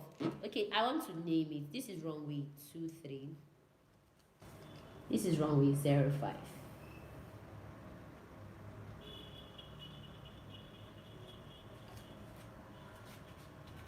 So this is runway 23, this is runway 05. I'm just using this as an example. And you take off somewhere here. If you take off here, this is going to be your upwind. This is going to be your upwind. Oh god, I don't know if you can see this clearly. If you take off here like this is going to be your upwind. And so this is upwind section. This is going to be your crosswind section. This is going to be your downwind section. The main thing is that just make sure that when you're here, your wings are supposed to be parallel here. Come with ATC is fun at night. Well, that is if they don't have a lot of traffic anyways. If they have a lot of traffic, you're not going to enjoy it because they're going to be posting you. They're going to tell you, take a radial, we have a big jet coming, take a radial, especially when you're training. But if they are just few people flying and all that, you're going to catch fun because you just be coming in, they'll be giving you, oh yeah, straight scene, just be coming in to land and all that. So as I was saying, so this is your downwind. And yeah, this is your base leg and this is your final. So I don't know how you're seeing this diagram. Whatever you see, just interpret it. But some of these things are not things you're supposed to disturb yourself with.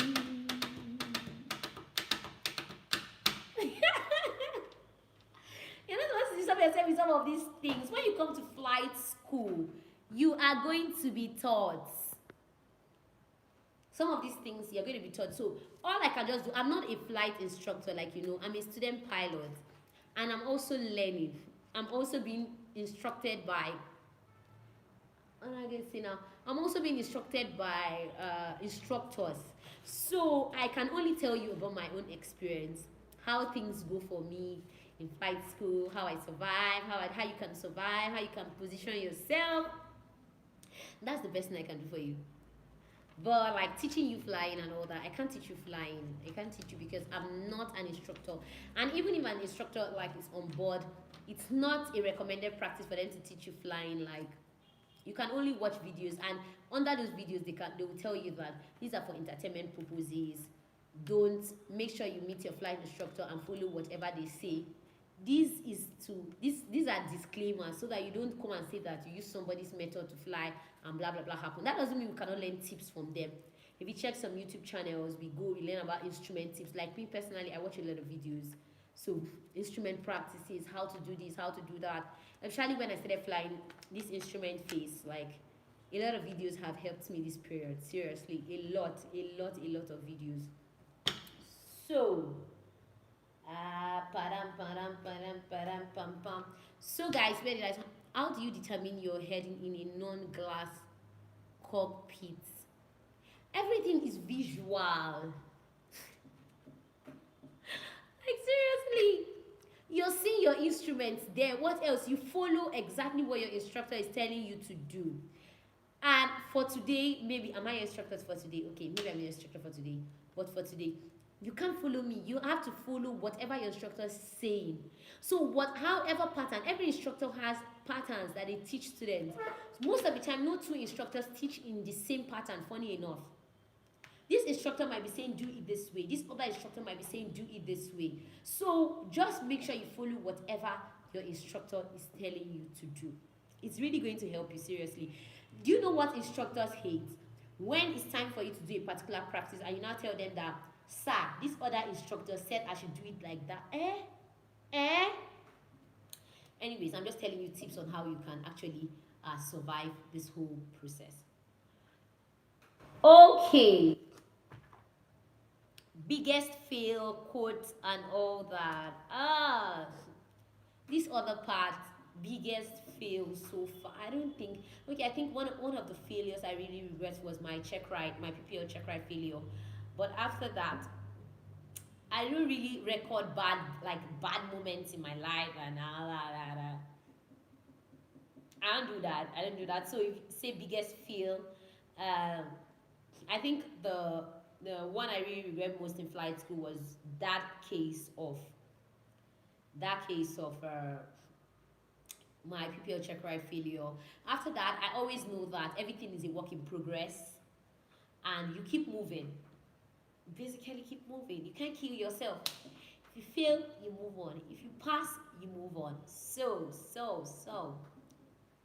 Due to crossfield landings, it depends on the situation, but they don't recommend us to be doing that. In fact, NCAT has its own maximum crosswind, uh, crosswind that they can allow you go fly, and also the aircraft has its own maximum crosswind landing. I think that you can fly in is it landing configuration or something like that. So if it's too much, you can't fly.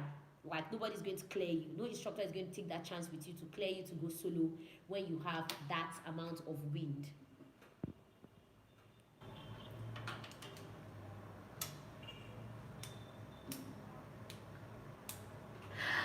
Okay, Nigerian, thanks for asking that question. How do you handle failure of check rides? I'm here to tell you that it's not easy. It's not easy, especially if you had high hopes. And it's always dampening because when you go and you fail, you just come back and you don't even want to hear anything. You don't want to talk to anybody. Like, it's just as if everybody should just leave you, let you just stay. But that's not the solution. The best way to handle it is that after you felt bad about what has gone wrong with you, sit down and think about it. Think about why you failed. Think about what kind of expectation, what did you do wrong? How did you go about it? Let that ring into your mind. When you think about it, re-strategize. Like I said, part of the reasons why I was fidgeting on my first check ride, and I didn't want to fail. I wanted to impress. You can't impress an instructor. Re-strategize. The next check ride I was going for, I made up my mind that I'm going to be calm. I will do what I'm supposed to do. If he passes me, glory to God. If he says I don't pass, good and fine. But that first one, I was agitated. I wanted to pass. I wanted to impress. I wanted to make sure that I get everything perfectly. And that was why I was just flying. You say do this, I will do. I'll keep flying. You say do this, I will do. I'll keep flying till I pass the place I was supposed to, because I was focused on flying, getting everything perfect. I was not situationally aware, which is bad. I was not looking at, okay, this is the boundary I'm supposed to stay in, and so re-strategize. strategize. Tell yourself that if I want to do it better, I have to do it this way. So what can I do to make sure it's like this? And it's usually not going to be easy, in the sense that you're not going to feel good about yourself. You need people that can encourage you. And if you don't have anybody to encourage you, encourage yourself, because you are going to be with yourself for a very long time. And so you need to encourage yourself. Tell yourself that no matter what has happened, I will still make it. I can still do it. I can still move on. And go again. Next time when you're going, don't get scared. Just remove all the fear and just go and pass. That's the best advice I have for you concerning that, because it's usually not easy.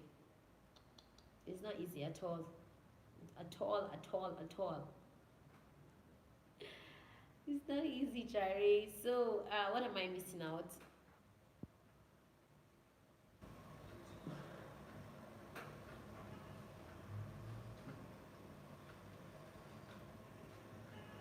I don't get you. Ahmad, explain. I don't get what you're saying. You can just explain yourself. Guys, I really want to thank you for being here today, for always uh, looking out for my content and everything. Like I think it's cool, and I really appreciate you guys' efforts, subscribing to the channel. Oh my god, I can't thank you guys enough, because it's your encouragement makes me keep doing what I'm doing.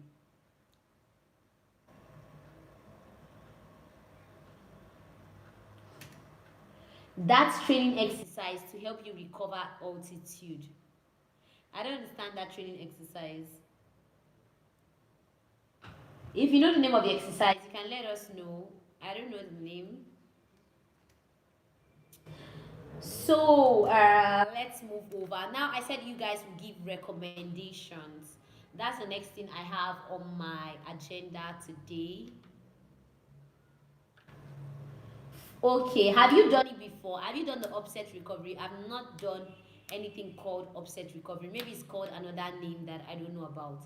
But I've not done offset recovery. You can share with us anyways. You can share with us. We are all here to hear from you and to learn from you.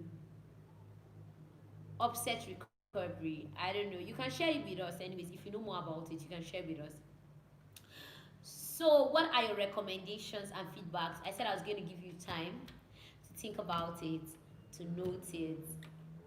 So, as people are still asking their questions, I'll just wait to jot down your feedbacks, channel recommendations, what you think that we can do more to help you, because your moving forward is our priority. My priority is that for every time you click on the video, you will learn something important. So if you have any recommendations, anything you think that will help the channel move forward and will help you gain a lot of value and benefit, I would like to know. Down, down, down, down, down, down, down, down, down, down, down.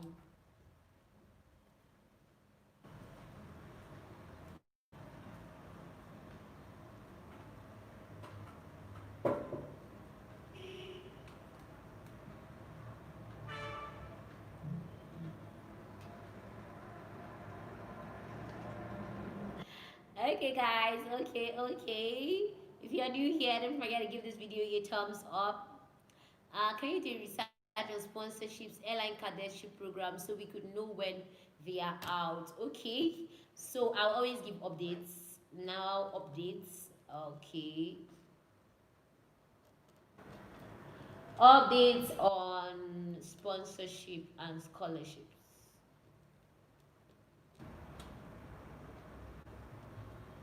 Thank you. Updates on sponsorships and scholarships.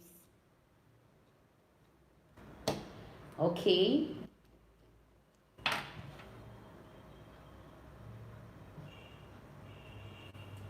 What else? What else? What else? What else? What else? What else? What else?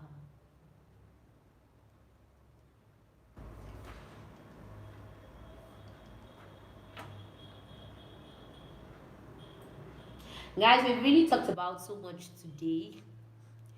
For your friends, family members that want to enter into aviation, anything they want to find out, don't forget to share the link of the video with them. Let them watch, let them find our interactions and be able to go through them and know where they can help themselves to get the right information, to know what to do part time. I'm going to be leaving you guys in a few minutes from now. Ibrahim Iya, how is the COVID going to affect this year's recruitment?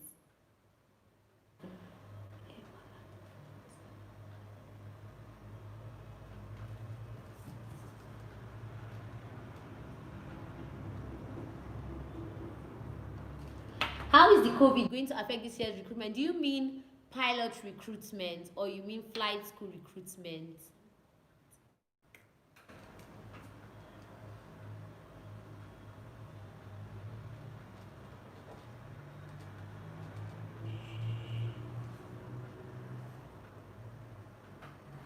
I'm asking, do you mean pilot recruitment, flying recruitment? All in one, welcome. You're very late. Mark sites, you're late. Like over 3 hours late. But if you have questions, I'm going to answer. Okay, I'm waiting to know, do you mean which airline recruits more in Nigeria? Okay. Let me start from how the COVID will affect recruitment. If you're talking about flight school and a place like a government flight school like NCAT, it might delay the process. That's it. It might delay the process of flight school recruitment because a lot of persons are still waiting on the line. So since a lot of persons are still waiting on the line, people who have to go, more people will have to come on board, and so it might be slow. If you get me, it might be a little bit slow. Then if you talk about airline recruitment, I really don't know because a lot of pilots are at home now sitting waiting for them to start operations again. But the beautiful thing is that people will always fly. So people are just waiting for them to start flying so that they can jump on board the aircraft and fly. So they will still need pilots. Whichever way, they will still need pilots. But for now, people are at home sitting down, and we all hope for the best. We all hope for everything to come back to normal. Then I also saw somebody asking how many years for flight training. Flight training is usually 2 years. They always say 2 years anyways. It can be less. I've seen some people that did it for less than 2 years, but also it can be more because there are a lot of things that make it more, like a lot of things such as no aircraft, flying issues, weather problems. All those things can make it more. So it all depends on the timing you enter into flight school. So I hope you're getting. You guys are following. I hope you're catching up. I hope. Anyways, if you're new here, I can see more persons are joining. Don't forget, give this video a thumbs up. Subscribe if you've not subscribed. Like the video if you've not liked it. We are moving forward. Okay, I think there's another question I'm missing. My phone is a little bit. Okay. Which airline recruits more in Nigeria? This particular question is dicey because I don't really know, sincerely. I always hear that EPIS recruits a lot. At the same time, there are other airlines that recruit, but it's not spoken out loud. So I don't really know because I'm not currently in that phase. I just ask questions, and sometimes what you get, you don't really know whether they are correct or not. So there are a lot of flight schools that, correction, there are a lot of airlines that recruit, but you can't really tell until you're there. Then you now hear that this airline is taking 5 people, this one is taking 2 people, this one is taking 10 people. Like that. Like that.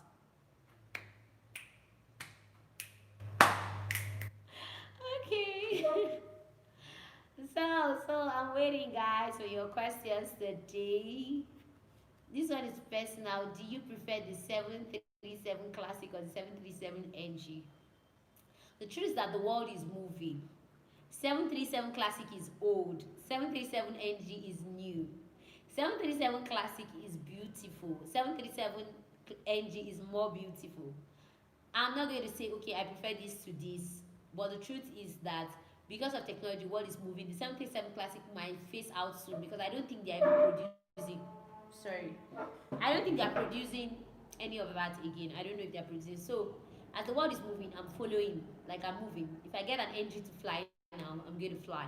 If I get a Classic to fly now, I'm still going to fly. So the world is moving. Are there cadet sponsorships available for Nigerians as well? I haven't seen any. Yes, there are. There are cadet sponsorships that are actually available for Nigerians.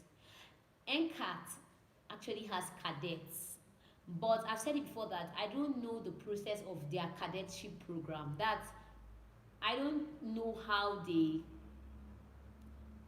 get their cadets. I don't know. There's no specified process. It's not like cases where they say apply and we'll pick 2 people or we'll pick 3 people. I don't know how they do it. I also don't know if they take from indigenes because for every community they have community responsibility. If you have a parastatal, just like oil companies now, since these oil companies are in some certain environments, they are going to make it compulsory for the companies to pick out people from the indigenes to employ. So maybe that is the way NCAT does its own. I sincerely don't know.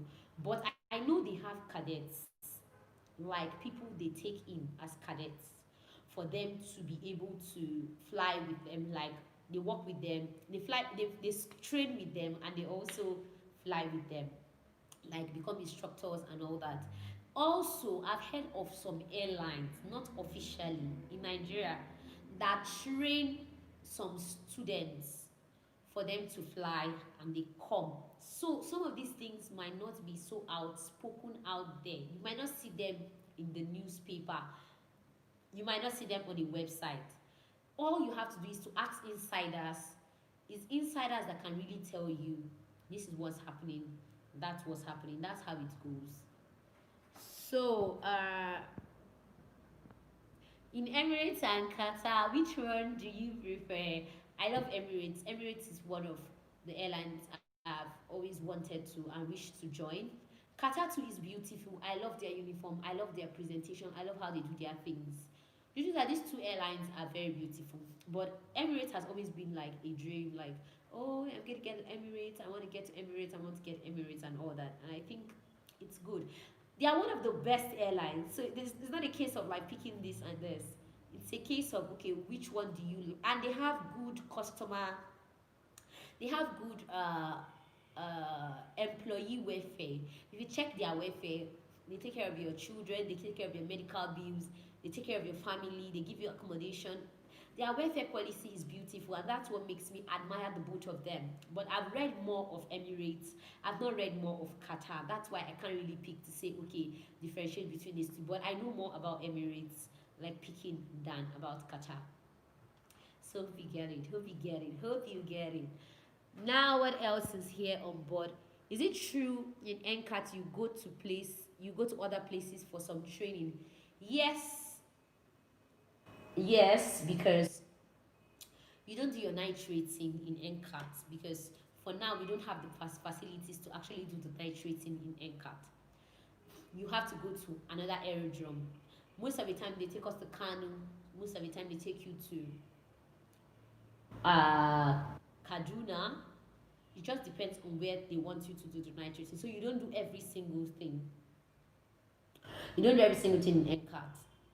You go out and you do, then you come back.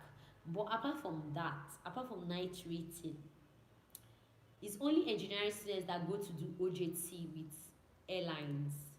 and I think there are reasons why they say they cannot send fly school students to airlines. But for engineering, flight dispatch, cabin crew, I think cabin crew has stopped going, but flight dispatch, engineering, which other course? Air traffic control, which other course? This HND course in aviation, aircraft maintenance engineering, there's this HND course. These guys, they go to the airlines, like they distribute them. They go to Arik, they go to Aero, they go to Bristol, they go to Caverton.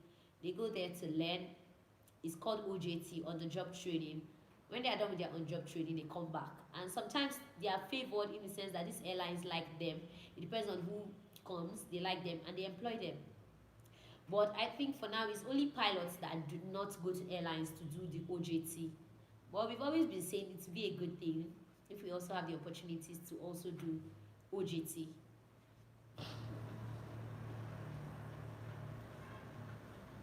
When aircraft have BSc aviation, like it's really convenient. I don't think they have that. I don't think they have the the means. I don't think they want to for now.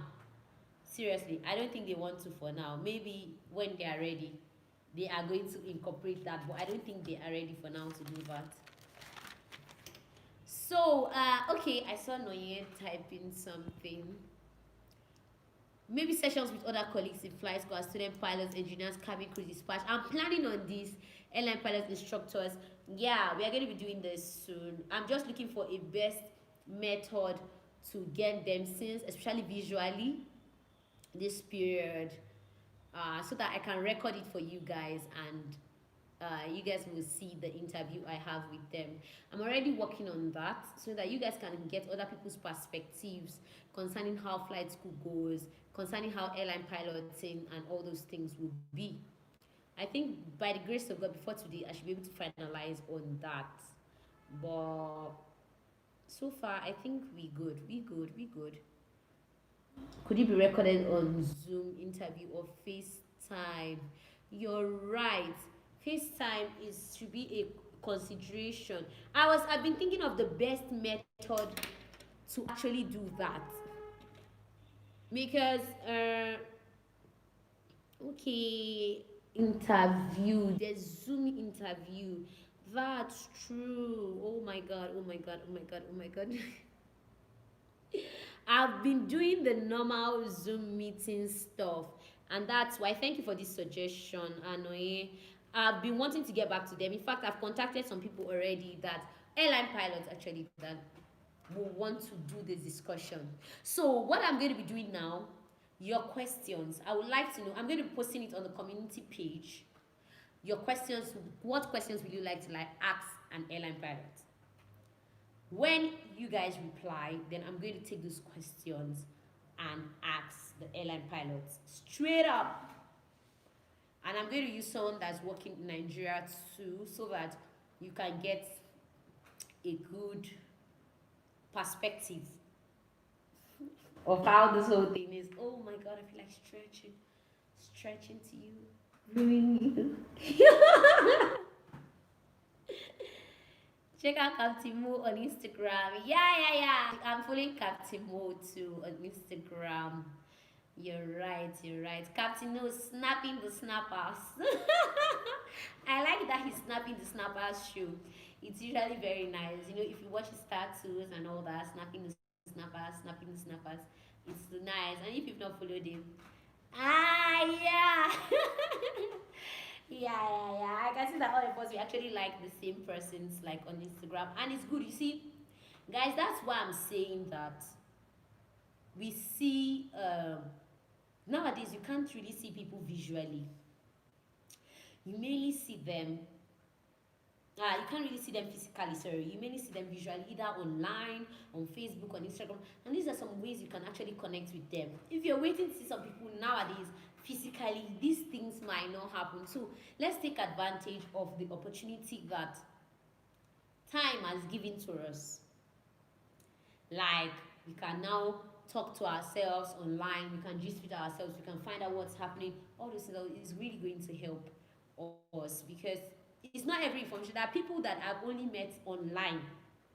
Before I met them physically, the kind of information that I got online were even different from the ones when you meet physically that you get. You would have gotten everything online even before you meet them physically. Meeting them physically would just even be to thank them and say, oh, thank you. So guys, that's it. If you still have any other questions, you can drop them. We are going to be ending the live stream in some few minutes. Other things that we didn't talk about today, I'll try and create time. When it's not a regular live stream, we'll talk about them also, so that we don't miss out on anything. Seriously, I appreciate your time, your effort, your resources. Every single thing you do on this channel is appreciated. Thank you guys. Thank you so much. So much. I really appreciate. If you still have questions, let me know. We are going to be ending the live stream in the next like 5 minutes or so that we can go do other things. Like, you guys have spent your day practically with me. Oh my god, like seriously. Okay, and the light here is not even favoring us. This place is looking so dark. Like, okay.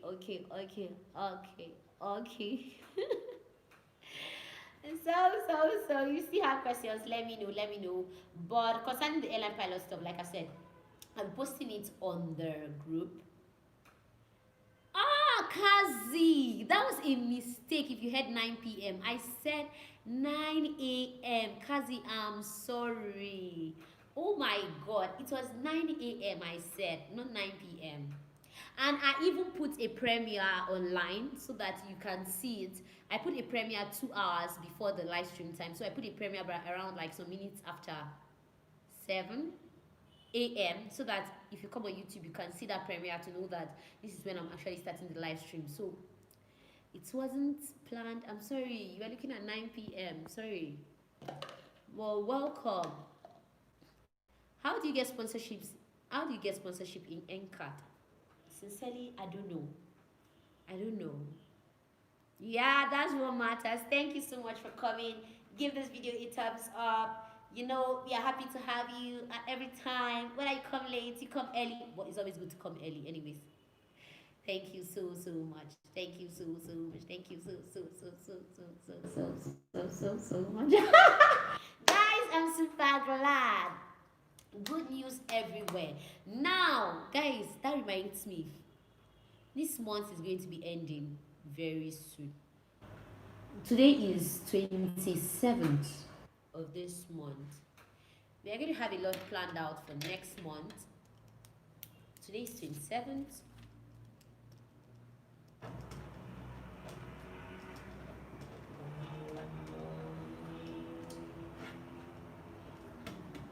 We have practically 4 days to the end of this month. And I want to ask you guys some questions. What you hope to achieve for this month? I hope you're not allowing the whole issue of the break and all that keep you from doing the regular things you're supposed to do. I just thought about it now, and it would be unfair if I'm not asking this question, because we are all supposed to be moving forward together. And don't forget what I've been saying, but this period of the this period of the holiday and all that, it's maybe, do you think maybe God is giving us time to build ourselves for where we want to get to? Have you thought about it that way? Or maybe it's like finding opportunities to get to where you want to get to. So anything you've not been doing that you know that after this period you need to achieve, I think this is the best time to start laying up strategies to get there. Because after this period, I don't think we're going to be having any opportunity of having a long break like this. We might not get our opportunity. We might not get the opportunity to have this long break like that. So anything you need to be doing this period of the coronavirus, this period of the holiday, to make sure that you get where you want to get, I think it's best that you do them now. It's going to really help you. It's going to really what? It's going to help you moving forward. So it's best, anything you've not been doing, it's best you do it. Begin to do it.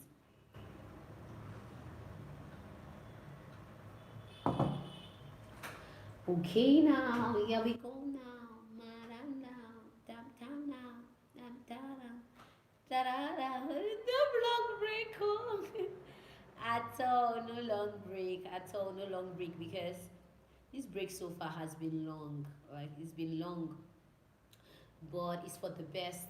It's always for the best. So whichever way you see things, always hope for the best. That's what I always tell people, that no matter what situations that are thrown at you or that you face, tell yourself that you're hoping for the best. And because you're hoping for the best, you will get the best out of it. We've already talked about hope today, and keep the hope alive. You need it. I need it. We need it. We all need it. Keep the hope alive. Keep the hope alive. Yeah, I think I missed out something. Okay, the person asking me concerning how you get a sponsorship in NCAT. Sincerely, I don't know. I know that NCAT has cadets, but I don't know how they do it. If you have any Zaria person, any NCAT person, you can ask. But personally, God is my weakness. I do not know. Maybe if I know, I would have told you guys, because I want you guys to get it too.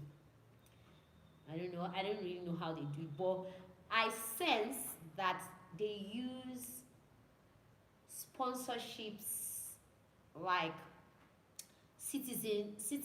They sponsor their citizens, like people around the area. It's like giving back to the community. So maybe there's a person that picks people that NCAT is supposed to give back to, and they now take them in. That's what I sense.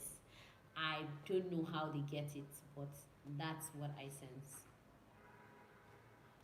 And I've gotten your suggestions, guys. If you have any other ones, you can let me know. Let me know. I know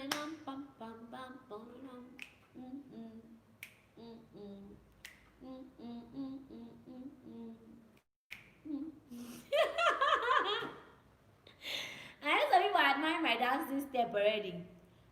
Anyways, just make sure you invite me when you have your party, your birthday party, your any occasion. I always love celebration, anyways, and so that's why I'm always like learning new dancing steps so that we can all like celebrate together, because it's very, very important.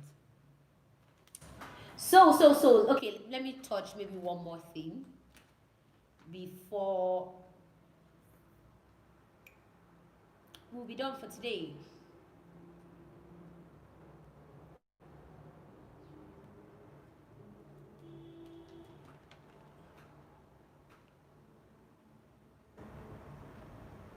Natty Bruce, you're back. Where did you go to? You're back. Is it compulsory to enter university before going to an aviation school? It's not compulsory. It's not compulsory. And what I always tell people is that if you have the means to come to flight school now, you can come. After you finish your training, you get your admission, you get your job, you can do a part-time depending on your age and all that, depending on your level of maturity, open mind and all that. But if you have not yet gathered the money for the flight training now, you can go to a university. During the process, be looking out for a way you can gather the money for the flight training. Then when you're done with that, you can now come into flight school for your flight training. But just think about it wisely. The main thing is always the money affecting, but also maturity, building your mind, expanding your how you see things, expanding your horizon. It's not compulsory, but going to university is important. You just have to think about which of them you want first. I've given my opinion. Check the video of university first or flight school first. But it's not compulsory actually to go to a university before you come to flight school. So.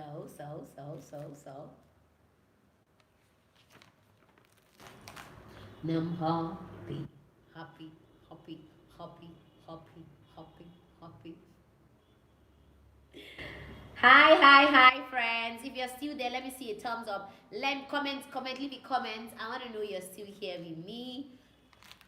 I can see you guys are still thinking of more questions. Good luck. You're so welcome. Like, this is the first time you came to the live stream and you've been answering. Oh, Kazi, welcome. Thank you. Okay, you've been here. Yeah, I saw your message. You've been here. That's good. I just want to be sure I'm not forgetting anything. No, yeah. Nice in your hand.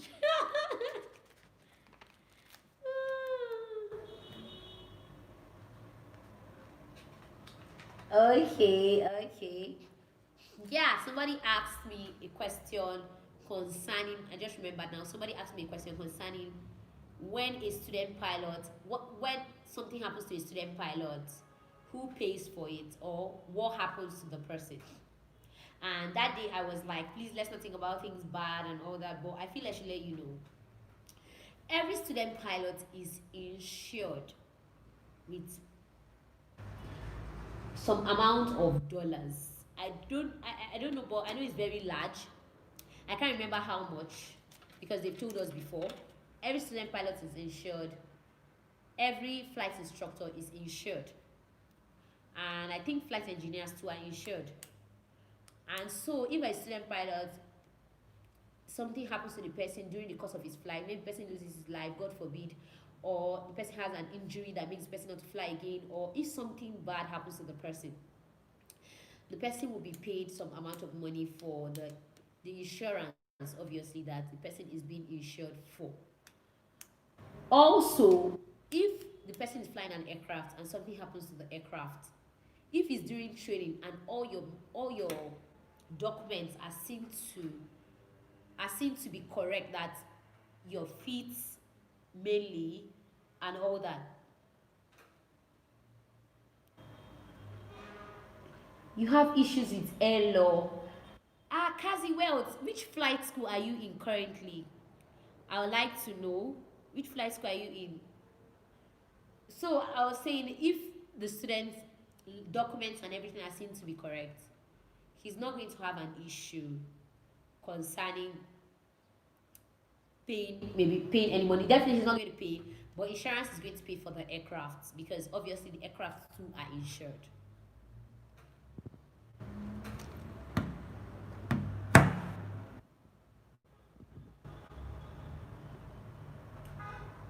Aircraft too are insured.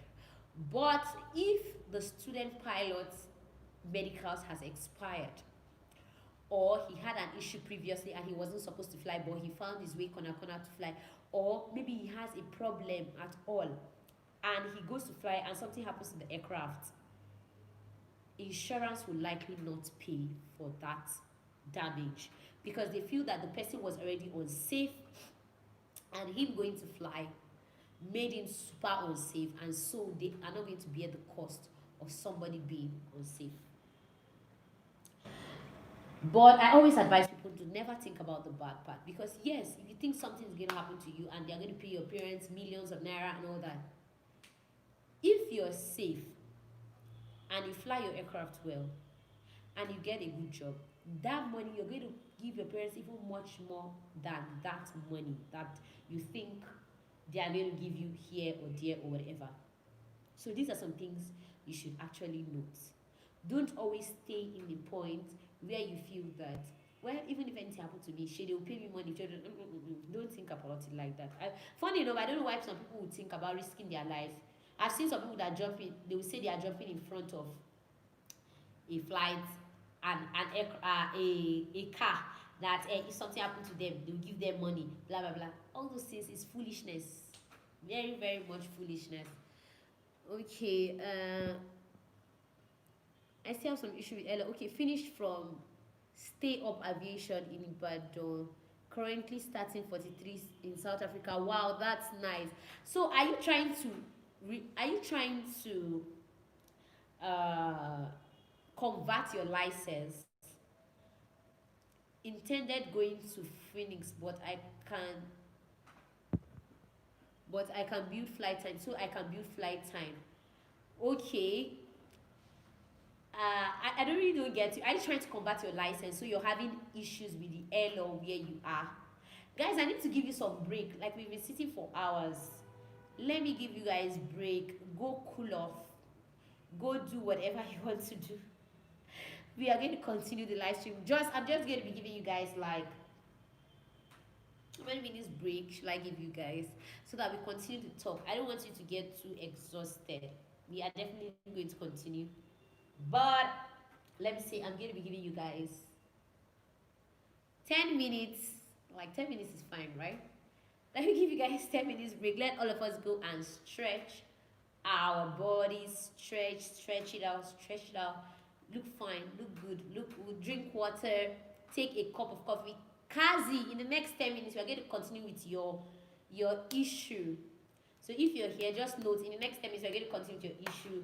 I want all of us to freshen up. We are freshen up. If you want to eat, if you want to take a snack, if you want to do anything you want to do, go do it. In the next 10 minutes, guys, I will be up with you guys.